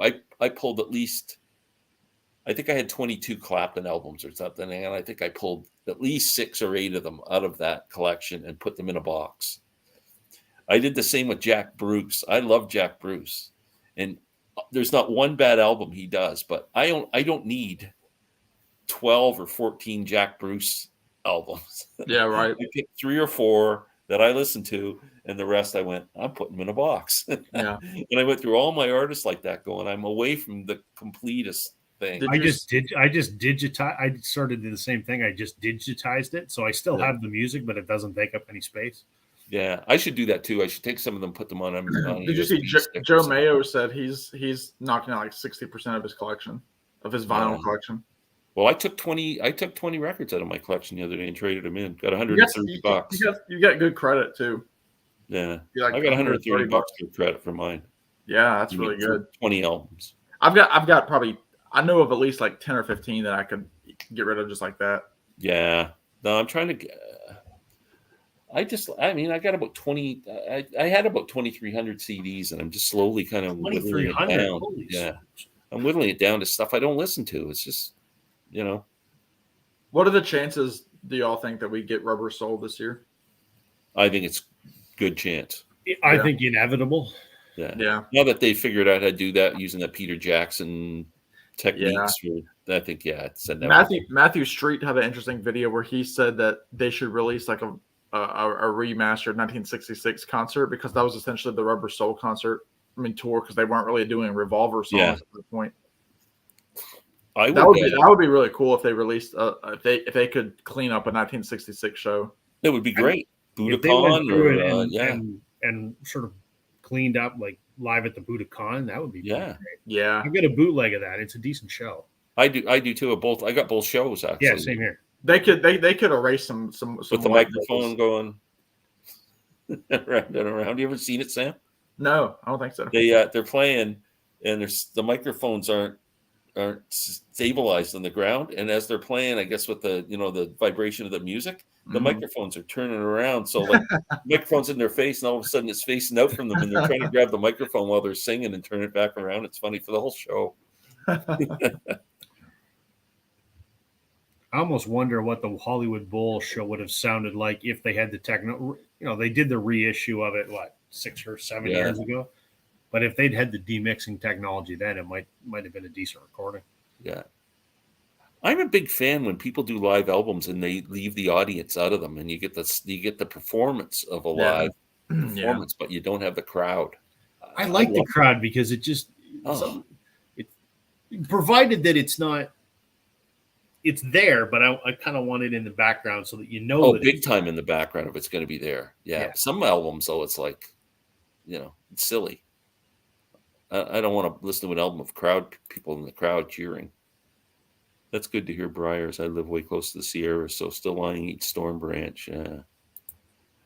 Come on, Glenn. I love August. I did start following that Orlando show on FB. I'm surprised Florida to the South doesn't have a massive show. Is the Orlando show still on? Because a couple of years ago when COVID was on, they were having a show, and then COVID hit and I couldn't go. I was thinking of going down. I'd be interested if they'd still have a yearly show. God, yes. I'm at 4,000 CDs and 2,000 LPs, and I could probably get rid of 30% of them, but I can't bring myself to do it. Hey, just send them my way, Steve. I'll take them off your hands. Well, I just think it should be quality over quantity.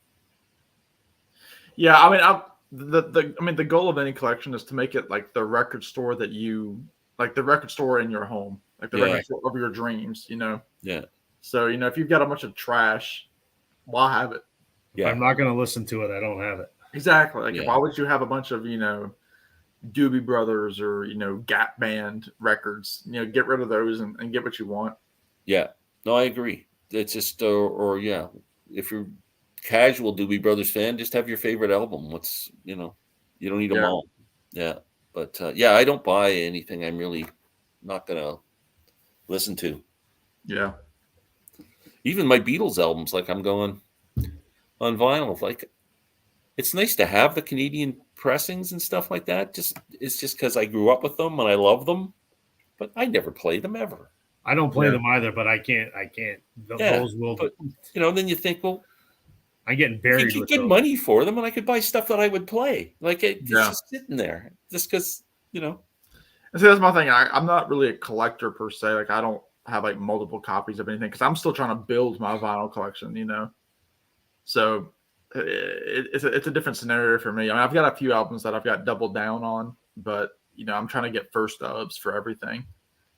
I'm a collector when it comes to the Beatles. Like, I got 13 copies of Sgt. Pepper. Sure, they're all different for a reason. Now, how many? I can't bear to part with any of them.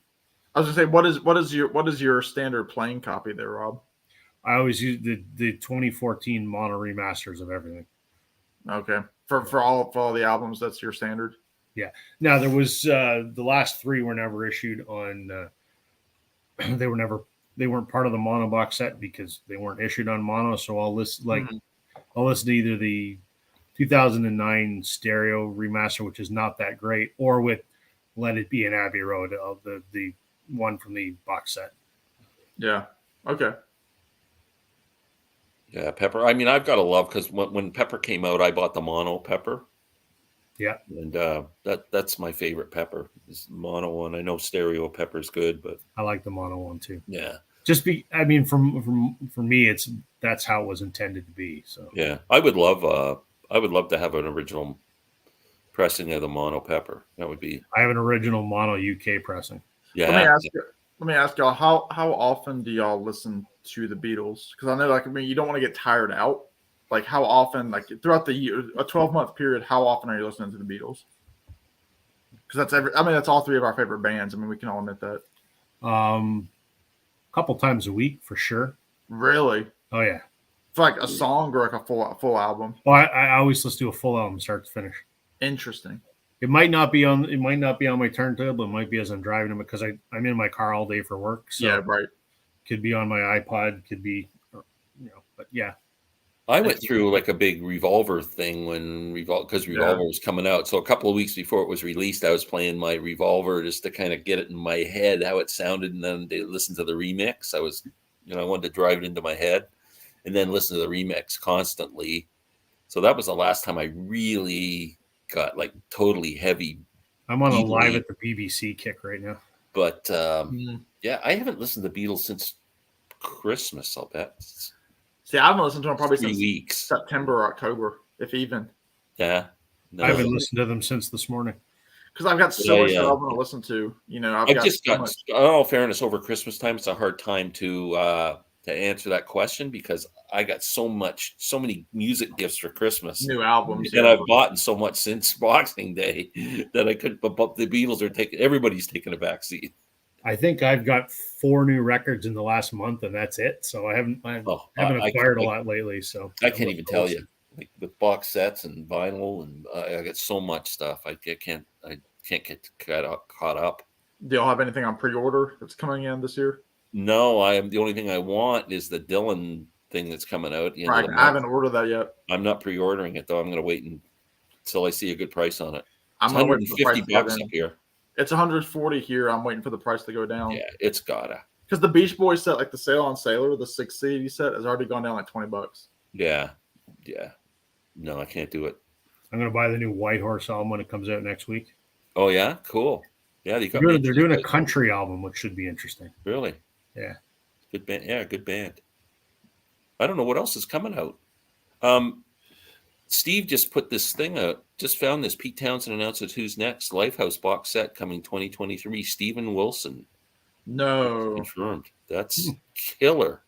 You heard it here first, folks. Breaking news. CNN. You need to change the ticker on the bottom of the screen. Yeah. Right? That's hilarious. Where'd you see that, Steve? The Gap Band had Crate 45s. I don't know who the Gap Band are. Yeah, you do. They did Drop the Bomb on Me in the 70s. Don't know who that. I don't know. Drop the Bomb on Me. Charlie Wilson. If that's true, Steve, because that's what they've been teasing for like 2 years now. That is incredible. It's found online. Townsend confirms box set by Steven Wilson. Steven Wilson. Wow. That's going to be killer. Summer in Paradise by the Beach Boys on CD that I could get rid of, but then I won't have an album to make fun of in videos. Oh, come on. That's cruel. I love the Beach Boys. Come on. Just make fun of Taylor Swift. I did not scroll down far enough. You're banned from the chat, Steve. Full album listening is the only way to go. I agree with you, Michael. That's the only way I do it, Michael. Absolutely. Never listen. I never skip songs. Hit that like button. Thank you, John. Yeah, never skip songs on an album ever. I'm a deep. Okay, what do you consider yourself, a hits guy or a deep tracks guy? I consider myself a full album guy. I don't look at it. I look at the album as. Well, I would call you a deep tracks guy. I guess so. I just look at the album as the work of art, and the songs are just pieces that make up the work of art. Yeah. Yeah. The only time that I listen to individual tracks, like in the morning when I'm making breakfast, like I've got like liked videos on YouTube, like for songs. And I'll listen to a few of those while I'm making breakfast, at 7:30 in the morning, but it's only 4 or 5 songs. Well, I can see if you're on a random play thing or something, you can, I don't even do that. Like I don't do Spotify or anything. Like when I listen to albums, it's in the car, or if I'm at work, like I'll hit a full album and listen to it while I'm working. I will skip Yesterday every time because I hate that song. Oh, stop it. Oh, you don't say. Well, you know that. We've talked about this. I know. But I'm saying I've always done that, gravitated. Even when I bought a 45 when I was a kid, I always liked to play the B-side. I always wanted to hear but a lot of people just like hits, and then they skip. They never hear the whole albums. They just go to the. That's an interesting topic we should think about someday. Is some of our favorite deep cuts, songs that we love that were never hits, never singles. Well, my nephew Jack came up with a good topic for us, and I think I don't know if we're going to tackle the albums that turned 50. Yeah, whatever. Another good topic is our favorite sides of albums, our top 10 or top 20 favorite album sides. That's a good idea. I would definitely do the B-sides thing with the Beatles. That would be interesting. Yes. Like top 10 Beatles songs that weren't singles. Yeah. top 10 Beatle. Yeah. Deep tracks. Or Stones or, the Who, whatever. Yeah. No, I'm a Any of deep those. track guy. Always have been. I love the deep track station on Sirius XM. That's really a good channel. What's I like that. Oh, hit the like button. I like hitting the like button. The Love the Beach Boys at Summer Paris is one of the worst albums I've ever heard. Wow, I've never heard it. So Yeah, it was is that a bad one? Yeah, I've never heard it all the way through, but it's often voted as one of the worst. Gene says you won't like Summer in Paradise. It's the Mike Love and Bruce Horrible album with John Stamos. Doesn't sound like Brian was involved. Brian wasn't in it. I mean, he did some writing, but if you want to hear Mike Love rapping, it's the album for you. I don't want to hear Mike Love doing anything. Right on, Rob. I need to play the whole album. I sent Sam my spreadsheet. He's well aware of my madness. Yeah, I'm actually scheduled for a conversation with Steve on Thursday. We're going to talk on the phone for a little bit. Cool. I started. I did it about when I first started on YouTube 3 years ago or whatever. I did a whole analysis of my year of listening. So I started again this year. I downloaded a free Excel type program spreadsheet. So now I'm keeping track of all the albums that I listen to. Yeah, I've done that. I did that last year, and I'm doing it again. Yeah, I saw your video. Yeah. There's a big cheesy painting of a whale on it. It's a weird cover, Gene. And the last song is John Stamos singing "Forever," the Dennis song. And almost he did on Full House. Master. Yeah, that's true. Michael, you hit the nail on the head. Yep. That's why greatest hits albums I'm not a fan of. No, I don't remember the last time I bought a greatest hits album. There's no flow to them. It's just. I've got a few for a couple bands where I'd like the hits, but I don't like the band enough to, Yeah, I've got one by the Buffalo Springfield. I've got one by the Hollies. Those are like the last couple that I bought, and that Hollies greatest hits. That Hollies greatest hits is incredible. It flows like it's great. My God, that was one of the first CDs I ever owned. That album is amazing. Yeah. Because it goes up to like He Ain't Heavy, He's My Brother. It's like that. It goes up to that era. Yep. Which Elton John plays the piano on that track. I just learned the other day. I didn't know that. Really? I didn't know that either. Have y'all seen the If These Walls Could Sing documentary on Disney? Oh my word. Rob, you have to see it. I will. It's on my list. It's the Mary McCartney documentary about Abbey Road Studios. Oh my. Ringo and Paul are in it. All of the Survivor members of Pink Floyd. Elton John is in it. Cliff Richards is in it. It's killer. I just watched it last night for the first time. Yeah, it's on frickin' Disney. God. Yeah. I don't have Disney. I'll just download it somewhere. My sister pays for Disney, so I get it for free. I've seen the old Grey Whistle Test, but it was never on like regularly here on a regular cable channel or anything. But you could pick up some of the episodes and definitely seen some of the performances. Yeah. Yeah, Randy and I both do the same thing. Everything's on flash drives for the car. And I do a shuffle sometimes. It is kind of fun when you hear that, like all of a sudden you hear like a jazz track and then it goes to a Hendrix song or something. It's kind of cool. Speaking of, did you see that especially for Glenn and Randy, Elvis Costello just announced a new box set, the Burt Bacharach Sessions. Oh, I hate that album with a passion. Do you? Awful. Wow. It's awful. Do you like it? It's some of the few Elvis Costello like solo tracks that I've heard. Oh, I can't stand it. Well, it's like a whole. Well, you know how I feel about crooner music, and I love it. You know how I feel about it. Oh, I'm throwing up in my throat a little bit here just talking about it. He just announced it today. Yeah, that's thanks for warning me. I know Randy will get it. Oh, I think Larry's turned into an Elvis Costello freak, and he likes that album. I can't do that. Yeah, because he gave me King of America. When you came down here the first time, you gave me King of America. Oh, I like that. I like those albums. They're fun. Yeah.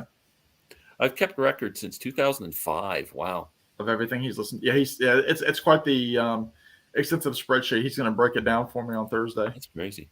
It sounds like too much work for me. One of my favorite greatest hits is The Sweet. I don't have anything by The Sweet. I couldn't even name a Sweet song. Sure, you could. Could I? Yeah. Name Fox on the Run is one of them. Oh yeah, but I mean, who would pay attention to their version of Fox on the Run? Come on. Not the bluegrass song. Oh, it's a different song? Fox on the Run. I don't know it. What? No.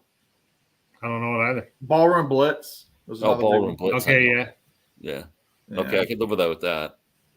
They also did a version of Little Willie. I don't know that. Little Willie won't come Don't home. know that. I know that song. Was that Tommy James originally? I don't No, know. that was. I gotta look that up. It's gonna bug me now. Little Willie, Fox on the Run, Ballroom Blitz, Action, and Love is Like Oxygen. The only songs I know is Ballroom Blitz. Ballroom Blitz. I think you would know Fox on the Run. That's like where he's like announcing all the band members. He's like, Andy, well, let's go. Yeah. That's Ballroom Blitz. Sorry, excuse me. I like a hits album for certain artists that I'm just not really interested in pursuing their career, but I like a few of their hits. I think the hits albums work good there.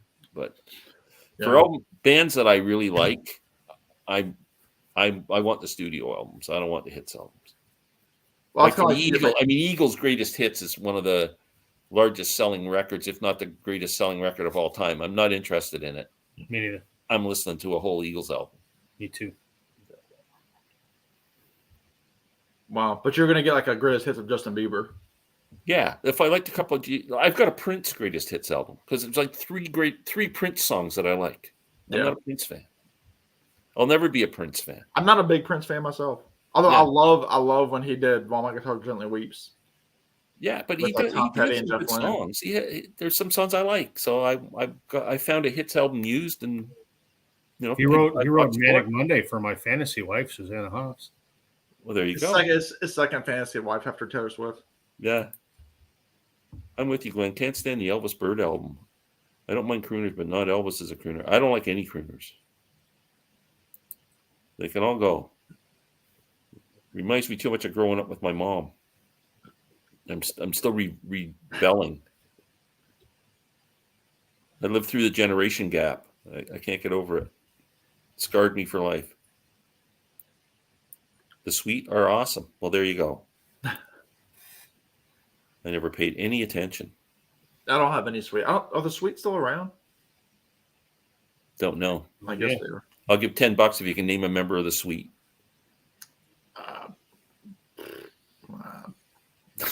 Sweet and Low. Rob quickly looking at his phone to see if he can. Ryan Connolly, Andy Scott, Steve Priest, and keep going.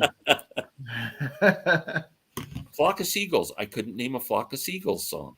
Iran, yeah. I don't know. Isn't that the only one? And I ran. I don't know. Their name is that band name is dangerously close to being on my band list for stupid band names. That could be getting up there with the Boingo Boingo and Chumbawamba. Flock of Seagulls. It's a great name. Every time I think Flock of Seagulls, I just think the birds crapping all over my French fries at the end of Blue Jay games. There you go. Canadian Air Force. 50s bands, hits are the way to go. Yeah, because, back those days, they made 45s. True.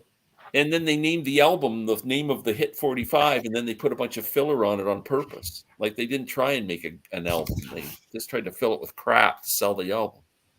It was all about 45. So I think you're right, Martin. Pretty random name. Only one living Sweet member. Wow. I know Glenn doesn't like the 80s synth bands, but that's what I grew up with in the 80s. I don't know I don't even know what a synth band from the 80s would be. What bands wouldn't I like? Like Devo, maybe? Oh. Tears for Fears. It's not that I love Tears for Fears. Flock of Seagulls, I guess we count.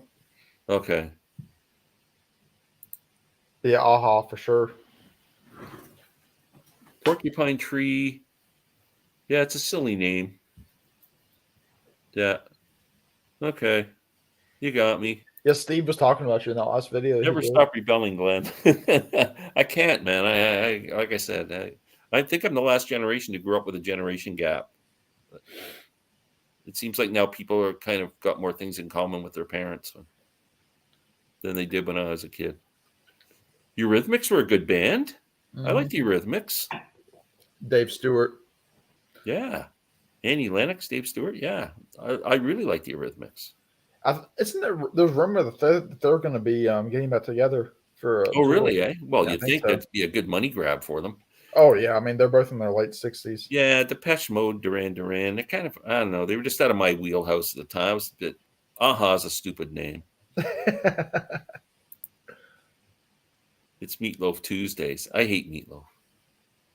That Bad at Hell album. I feel like I'm sitting here bashing music, which I don't like to do. Most overrated album ever made. Thomas Dolby. Yeah, I wasn't into that. They were just. I don't know. Those bands just were. I just wasn't into that. I was more into acoustic music and bluegrass and stuff like that in the 80s. I was playing in band myself, and I was just into a totally different scene than some of that stuff. Yeah.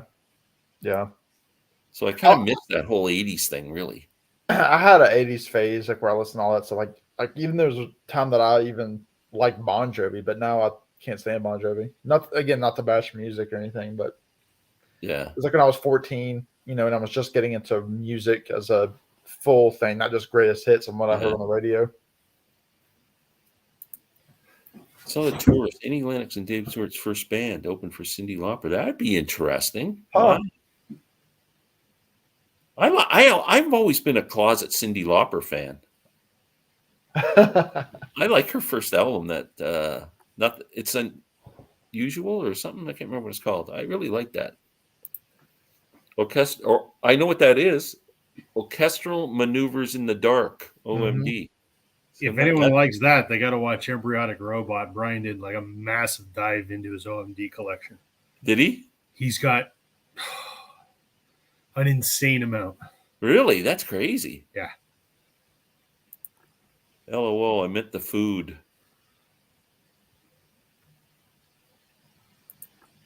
I don't like anything by Bon Jovi after 1990. True. I don't. Bon Jovi was a band I liked. I was more of a, what's his name? Richie Sambora.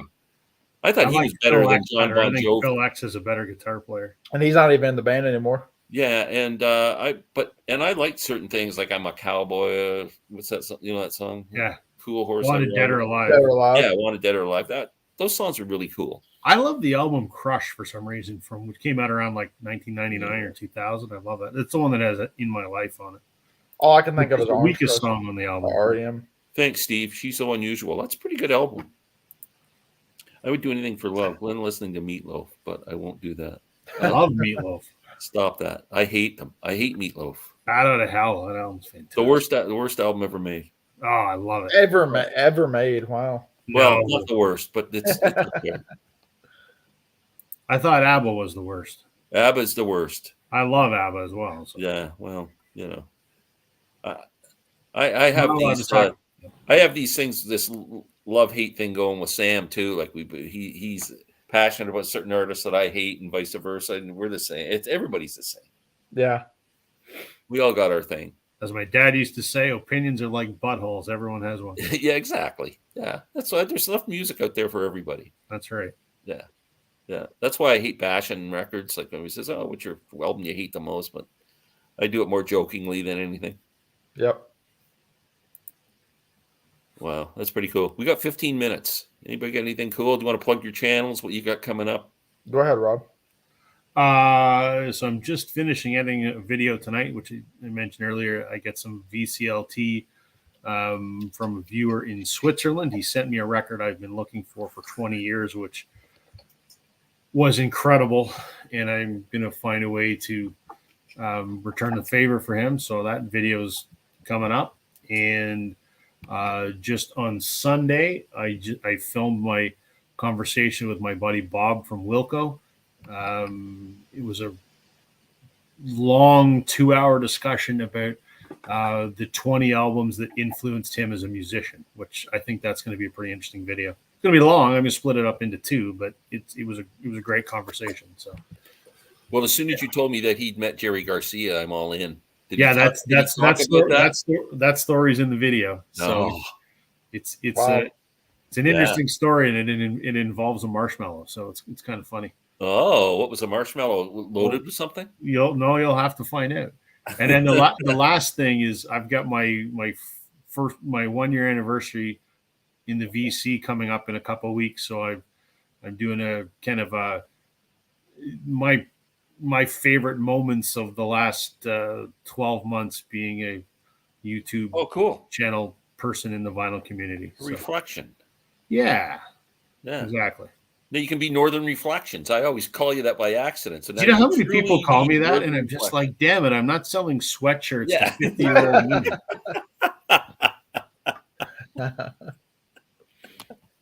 Sam, you got anything cool coming up?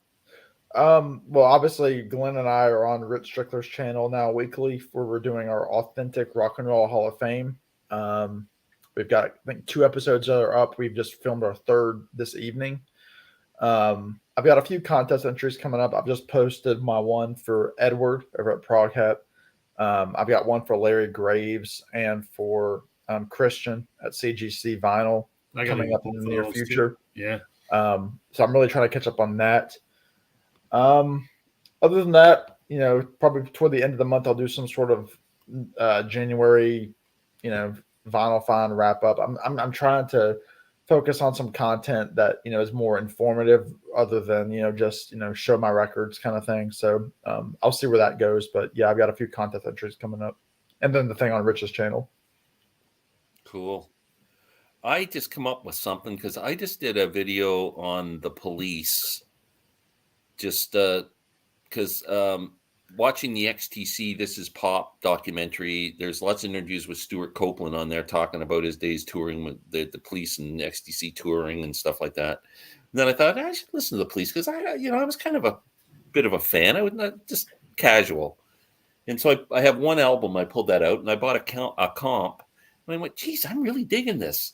So I did a video on it, just going, my next musical obsession, I called it, and it's the Police, and just showed the 2 things I had, and then I'm going to go out and buy the rest of the albums. Now, it hasn't got a ton of views, like 300 views or something. But the comments, I got 300 views.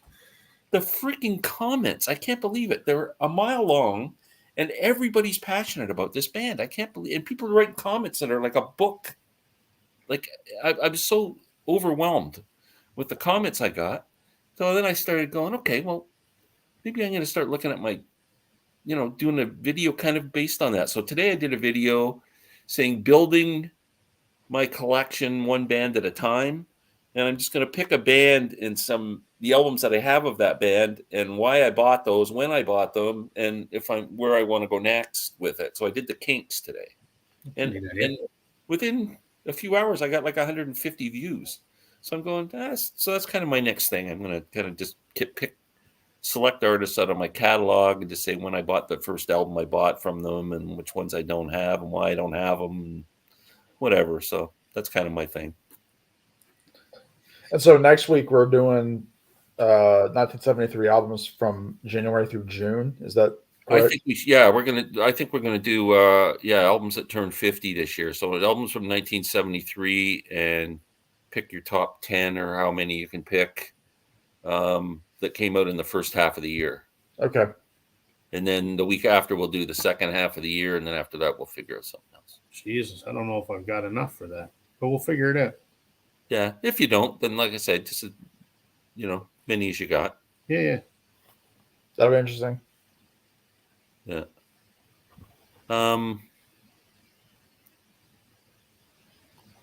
Hold on a second. Christopher, what? You don't like ABBA? Shocked Pikachu face. Yes, I don't like ABBA. Hey, David. It was Saturday Night Live that gave ABBA a bad name as a pop entity. They were really good. Yeah, I don't like them. Favorite Corey character, Glenn? My favorite Corey character of all time is Jim McDonald. My favorite current Corey character would be Steve McDonald or David Platt. When it comes to what you like, I always say I don't choose the music chooses me. I like that. I like that. Steve, always with the wisdom. I enjoyed your Kinks video. Thanks, Christian. Police were the best band of their time, Glenn. Yeah, you know what? I'm really digging them. I love a good power trio. Just watch your Kinks video too. Chimed in. Oh, thanks, Gene. Kinks the band I want to get into this year. I've only ever heard Arthur. Keep going, man. Yeah, Lots of good stuff. most of what Hillbillies is really good. Bottom line, agreed. Hey Glenn, you know what? Do you know Mike PC31, the Vinyl Policeman in England? He's in a Kinks tribute band, and he's done a bunch of Kinks videos. Alan, if you go on YouTube and put in "This Is Pop" XTC, someone's uploaded on YouTube. If it's still there, I sent you the link. I think, Sam. Mm-hmm. Yeah, me and Rich. Yeah, so check that out. If not, it's on Crave. If you get the Crave streaming thing, it's I think one of the best music documentaries I've ever seen. Jim McDowell, David Platt, excellent choices. What are yours? Alternative cut. Enough about me. We could definitely do. Again, we've got a bunch of the topics, down the road. We could definitely do favorite music, documentaries as well. We could do that. We could do, like you said, deep cut, something about deep cuts. We could do Beatles the deep thing, cuts really fun. favorite sides of albums. There's a lot of cool things. Yeah, just make note of that, and we've got probably a month's worth of material. Yeah, cool. John's going to watch that Abbey Road documentary. I'd love to see it, but I'm not paying Disney. Yeah, Ringo and Paul look great in it. Again, the guys in Pink Floyd talk about, being there essentially when the Beatles were performing Pepper when they were doing Piper at the Gates of Dawn. It's really, really, really good. It's a quick 90 minutes, so it's not over. Yeah, it's not overdone. Yeah, I'd really like to see it. I think it'd be really interesting. Yeah. Yeah, McCartney and Ringo look great. They are aging well, aren't they? Oh my, yeah. It's really a shame that we don't have John and George to see what they would look like in their 80s. Because this year, George will turn 80. Yeah. It's considering what a mutt Ringo was in the Beatles, like he really was. Like he was like the ugly puppy that everybody falls in love with, right? Yeah. And all the girls loved him, and he looks like the Beatles merchandise. Ringo's was the one that sold the most. He looks 50 years old. Yeah. And he's the coolest looking guy now. And in the documentary, at that point, his hair was longer still, so it wasn't shaved, and he looks like he did in the 70s. Yeah, he's Ringo. And even McCartney looks cool in it. I mean, I like McCartney with the gray hair. I think he looks so much better than he did in 2009, 2010. Yeah, I think he does too. Because the gray hair looks when you're really 80 years old, like that, dyeing your hair just doesn't. But Ringo pulls it off though in his 80s. Yeah. Paul couldn't. Yeah, he looks better. Paul looks he's got the streaky thing going. He did for a while. He looks really good. Yeah. Yeah. That's never a problem I'm going to have. So. Yeah, I know. Yeah. Glenn and I go to the same barber. Yeah. Right. Yeah. I'm thinking about cutting my hair this week. Don't. If I had hair, it would be 10 times longer than yours. You think? Yeah. If I had hair, I'd still shave it off, I think. Yeah. No, I like being bald. I couldn't do that. I like being a long hair. I never have had head. I never have to wash my hair or never get bedhead. Yeah. I've had my head shaved a few times, but I think I'm gonna cut it short sooner than later. That's funny, Michael. My wife always thought Ringo was handsome, but then she married me. Yeah. She hasn't got very good taste in men, that's for sure, Michael. Ringo always looked like Gilligan from Gilligan's Island. Yeah, he did mature in age fantastically. He did, and considering he was such a sickly kid. Oh my word! He was bedridden. In life. Yep. Yeah. Yeah, quick. That helps. It's amazing how some of these. I mean, Keith Richards is going to be 80 this year. Yeah. And he looks. How does he make it? But Keith is so cool. Like he's still so cool. Yeah. So that's why sometimes you wonder if they develop an image of themselves like Keith, the hard drug guy, drinking, but you wonder how much of it was actually, I mean, some of it was obviously true. He had his addictions and everything. Yeah, I mean, he was doing heroin. At some point, was it not as bad as they were saying he was going to different countries and getting his blood changed and stuff? Like, are these just publicity things to, Or like snorting like the ashes of his mother or his father, whatever it was. Well, there's a Sunvolt album called American Central Dust. I know you're into Wilco. I don't know if you're into Sunvolt too. Oh yeah. I don't own any, American but I Central like Dust. Yep. And the song on there, he there's a real dirgy song in there about snorting his dad's ashes or something. Yes, there is. Yeah. How often do you walk in the rain? Like on the bottom line. Do my crying in the rain. Come on, Sam. That's right. Yes, Steve just did a video about how Keith Richards is like the ultimate rock star. It's really good. It's his second video. Yeah. Maybe that's a good video too. The Ultimate Rock Stars. Who do you think are the top 10 rock stars? Because Keith has like the skull ring and like the chain link bracelet. So I had this challenge with when we were doing the live chats on Larry's thing a year ago or whatever, and there was Robert Hagerman, myself, and Larry a lot of times, and I think you might have been involved in a few of them. I was trying to encourage those guys to get their ears pierced. Do you remember that? I do, because you and Robert were going to go to the mall. Yeah, and they both sucked out. When it came down to it, I went, okay, like crapper, get off the pot. Are we doing this or not? And they both sucked out. And I still want to do it. So I'm thinking of doing it in honor of my granddaughter and when she's born, going and get my ear pierced with her birthstone as an earring. Interesting. It's my first grandchild. I've thought about it. Should I do it or not? Because I've got pretty big earlobes, and so I've thought about getting my ears pierced. But I don't have the personality to pull it off, I don't think. I don't know. Who does have the personality to pull it off? I want to leave the world with the same amount of holes I entered it with.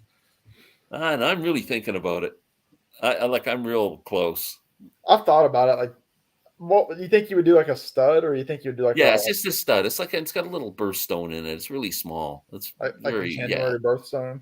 Yeah, my granddaughter's birthstone. What is January? It's a garnet. It's garnet, but garnet's kind of like a big bright red thing. But the birthstone they have at the store I would go to, it's very unassuming. It's not like a big giant red freaking stone. Mine's emerald. Mine would be emerald. Yeah. May. I'm June. I don't know what the hell June is, but I wouldn't get mine on my own anyway. I'm not sure what June is. June might be diamond. Yeah, I'm not sure. I know April's pearl. Yeah, so I don't know if I'm going to do it or not. June birthstone is Can you go back to Christian's question? Sorry. So you can What's June? Pearl. June is a pearl, moonstone, or Alexandrite. That is. I wouldn't get my own anyway. How was the Suffragettes with Blue Rodeo? Suffragettes. Oh, they opened with did they open for Blue Rodeo? Hell yeah, they did. I'm dying to get that album. It's fantastic. I bought it. I met them. They signed it. It was so Glenn, that show was fantastic. I didn't know they opened. Yeah. So they were great. They have a new drummer. Danny Nash quit the band, so they have a new drummer. But they were amazing. For those that don't know, they're an all-girl surf rock band from Port Perry, Ontario, just east of Toronto. I didn't know they were from Port Perry. Yeah. I thought they were American. No, they're from Port Perry. And Colin Cripps from Blue Rodeo produced the record, and it was recorded at Blue Rodeo's studio. Oh, I didn't know the tie-in. Yeah. So, they were amazing. They played about 30 minutes of awesome surf rock, and then Blue Rodeo just blew the roof off the place. I've seen Blue Rodeo 48 times, and it was hands down their best show. Really? Oh, yeah. Like a hits type show, do you think? Or no? Well, there was a fair amount of hits, and some stuff off of because they're touring for their Many a Mile album that came out last year. So so they're doing a lot of songs off of that. Yeah, they played about 4 or 5 songs off of that. It's the best lineup of the band ever. I mean, the guy that replaced my friend Bob, his name is Jimmy Boskill. He was with the Sheepdogs. Oh, I know Jimmy Boskill, yeah. He quit the Sheepdogs, and he's now with Blue Rodeo. He was doing both for a while. Interesting. But he's awesome. Because he and Colin are both amazing guitar players. So they had some incredible guitar duels. That would be cool. Oh, man. Best I've ever seen them. Yeah, Boskill's a great guitar player. Yep. And a great pedal steel player and a great fiddle player and a great mandolin player. Wow. That's awesome. I Yeah, it didn't was know a that. hell of a good I'll have to show. watch them coming this way. Maybe I'll Yeah, go see yeah, them. they're almost finishing. They're doing a Massey Hall show in February, Yeah. which I should have bought a ticket for because it's a deep cut show. They're not playing any hits, which would be awesome. But yeah, and I think they're coming to Ottawa. I think they only got like 2 or 3 they'll more probably come out dates this on way, the tour. Kingston or something. I should check and see. Yeah, but it was great, and the Surfer Jets were awesome. Oh, I'm gonna buy that album. Yeah, it's on pink vinyl, and they do some covers on, like they cover Heart of Glass by Blondie. They cover She Loves You by the Beatles, but they do it as a surf rock song. Yeah, so cool. They cover Roxy Roller. It's great. So yeah, I'm interested in that album. Yeah, I've seen people showing it, and I didn't tie them in at all to Canadian. so I knew about it because of the Blue Rodeo connection, and I know Yeah. Colin Cripps. We're friends on Facebook. The guy from Blue Rodeo that produced it. Yeah. So I knew about it a long time ago, and then I saw Gary at Physical Format Rock and Roll showed it. Yeah. And then Christian showed it, and I saw someone else show it, Yeah, and there's I'm a few like, people. I think I saw Christian show it. how are all these people in the U.S. hearing about this girl group from Toronto that I hadn't heard about until 6 months ago? Yeah, that's very cool. It was Wow, great. awesome. Great show, Christian. It was awesome. Just saw an awesome Ventures documentary with the suffragists in it. Where was that, Gene? What was that? Where was that documentary? What was it on? Oh, is it streaming or? I'd watch that. Gene, where did you see the documentary? What record do you think looked the best? I like Swan Song. Swan was cool. I'll tell you, I really like that original Parlophone album that Please Please Me came out on that. Yeah, that's cool. That is pretty cool. I like the green. Is it the Green Capital? That's you like the Green Capital? I mean, obviously Apple is really cool. Island Records is cool. Yeah. They had like the rainbow. I like nowadays when they put albums out and they all the make their label own. kind of looks like the album somehow. They kind of make it custom labels. Cool. They're all different. Yep. Molly encouraged you to get the ears pierced. No, she did not. Molly told Larry he couldn't get his ears pierced. So there. Now the question is, Glenn, if you got your ears pierced, how long would you keep the earring in before you got rid of it? Well, why would I get rid of it? Oh, you're thinking, this is stupid? Yeah, like if you keep it, because like they said, like regrets. You keep it like a month. Will I regret? How long would it take before I regret doing it? Yeah, like would you keep it in for a couple days? He'd keep it in as long as his lower back tattoo was healing. Yeah, a couple days. Yeah, I think I'd probably go, what an idiot. I'm embarrassed. Because Glenn, you're the big 70 this year, aren't you? 70 in June. Wow. Frig. You don't look it. Well, that's why I'm coming down to do the Grateful Dead. That's my 70th birthday present to myself. Driving down to go see Dead and Company with you. Yeah, sure. Sam and Glenn should go get ear piercings together. Yeah, maybe I should wait till June. We'll do it together. That would be a video. You get a chain and join them together. Yeah. Imagine us going to see the Dead with our ears attached. June 2, I think it's hopeful. Glenn, go for it. Get a nose ring. Yeah. Ooh. Yeah, big nose ring. So Lynn can grab me when she wants. Yeah, your wife can just pull you wherever you need to go. The old ball and chain. Yeah. That Suffragettes album sounds fantastic. Yeah. I saw you doing it, Christian. That's what I think your video was the one that kind of got me interested. Next thing Glenn will do is get a tattoo. It'll read ABBA. Yeah. And it'll read ABBA backwards too, even if you look in the mirror. It still says ABBA. There you go. The B's will be opposite, like they'll be mirror imaged. Vinyl Tag 2023 picked Suffragettes, my favorite album of the year. Very cool. Yeah, that's you kind of turned me on to it. Adventure Stars on YouTube. Okay. Adventures had like 100 albums. Charisma Records had a cool Mad Hatter label. I'm not sure if I know that. Steve, thanks. We got to take off anyway. It's after 10, so we're going to say Steve, I've had a few brews. Past Sam's bedtime. It is. I got to get up. 68 this month, Glenn. Yeah, we're getting up there, buddy. I was 45 yesterday. Oh wow! Happy birthday! Thanks, guys. Wow, very cool. Halfway to 90. I don't feel a day over 44. Yeah. I'll be 29 in May. I still feel like I'm 15. You're I don't feel it. Sam. Mentally. I don't feel a day old. I still feel the same as I was a stupid teenager. I still. My last year in the 20s. Yeah. Wow. Yeah. It's all in your mind. The age thing. Embrace it. Yeah. Yeah. Yeah. So, thanks, guys. There's 20 people still watching. Sorry, we got to say goodnight.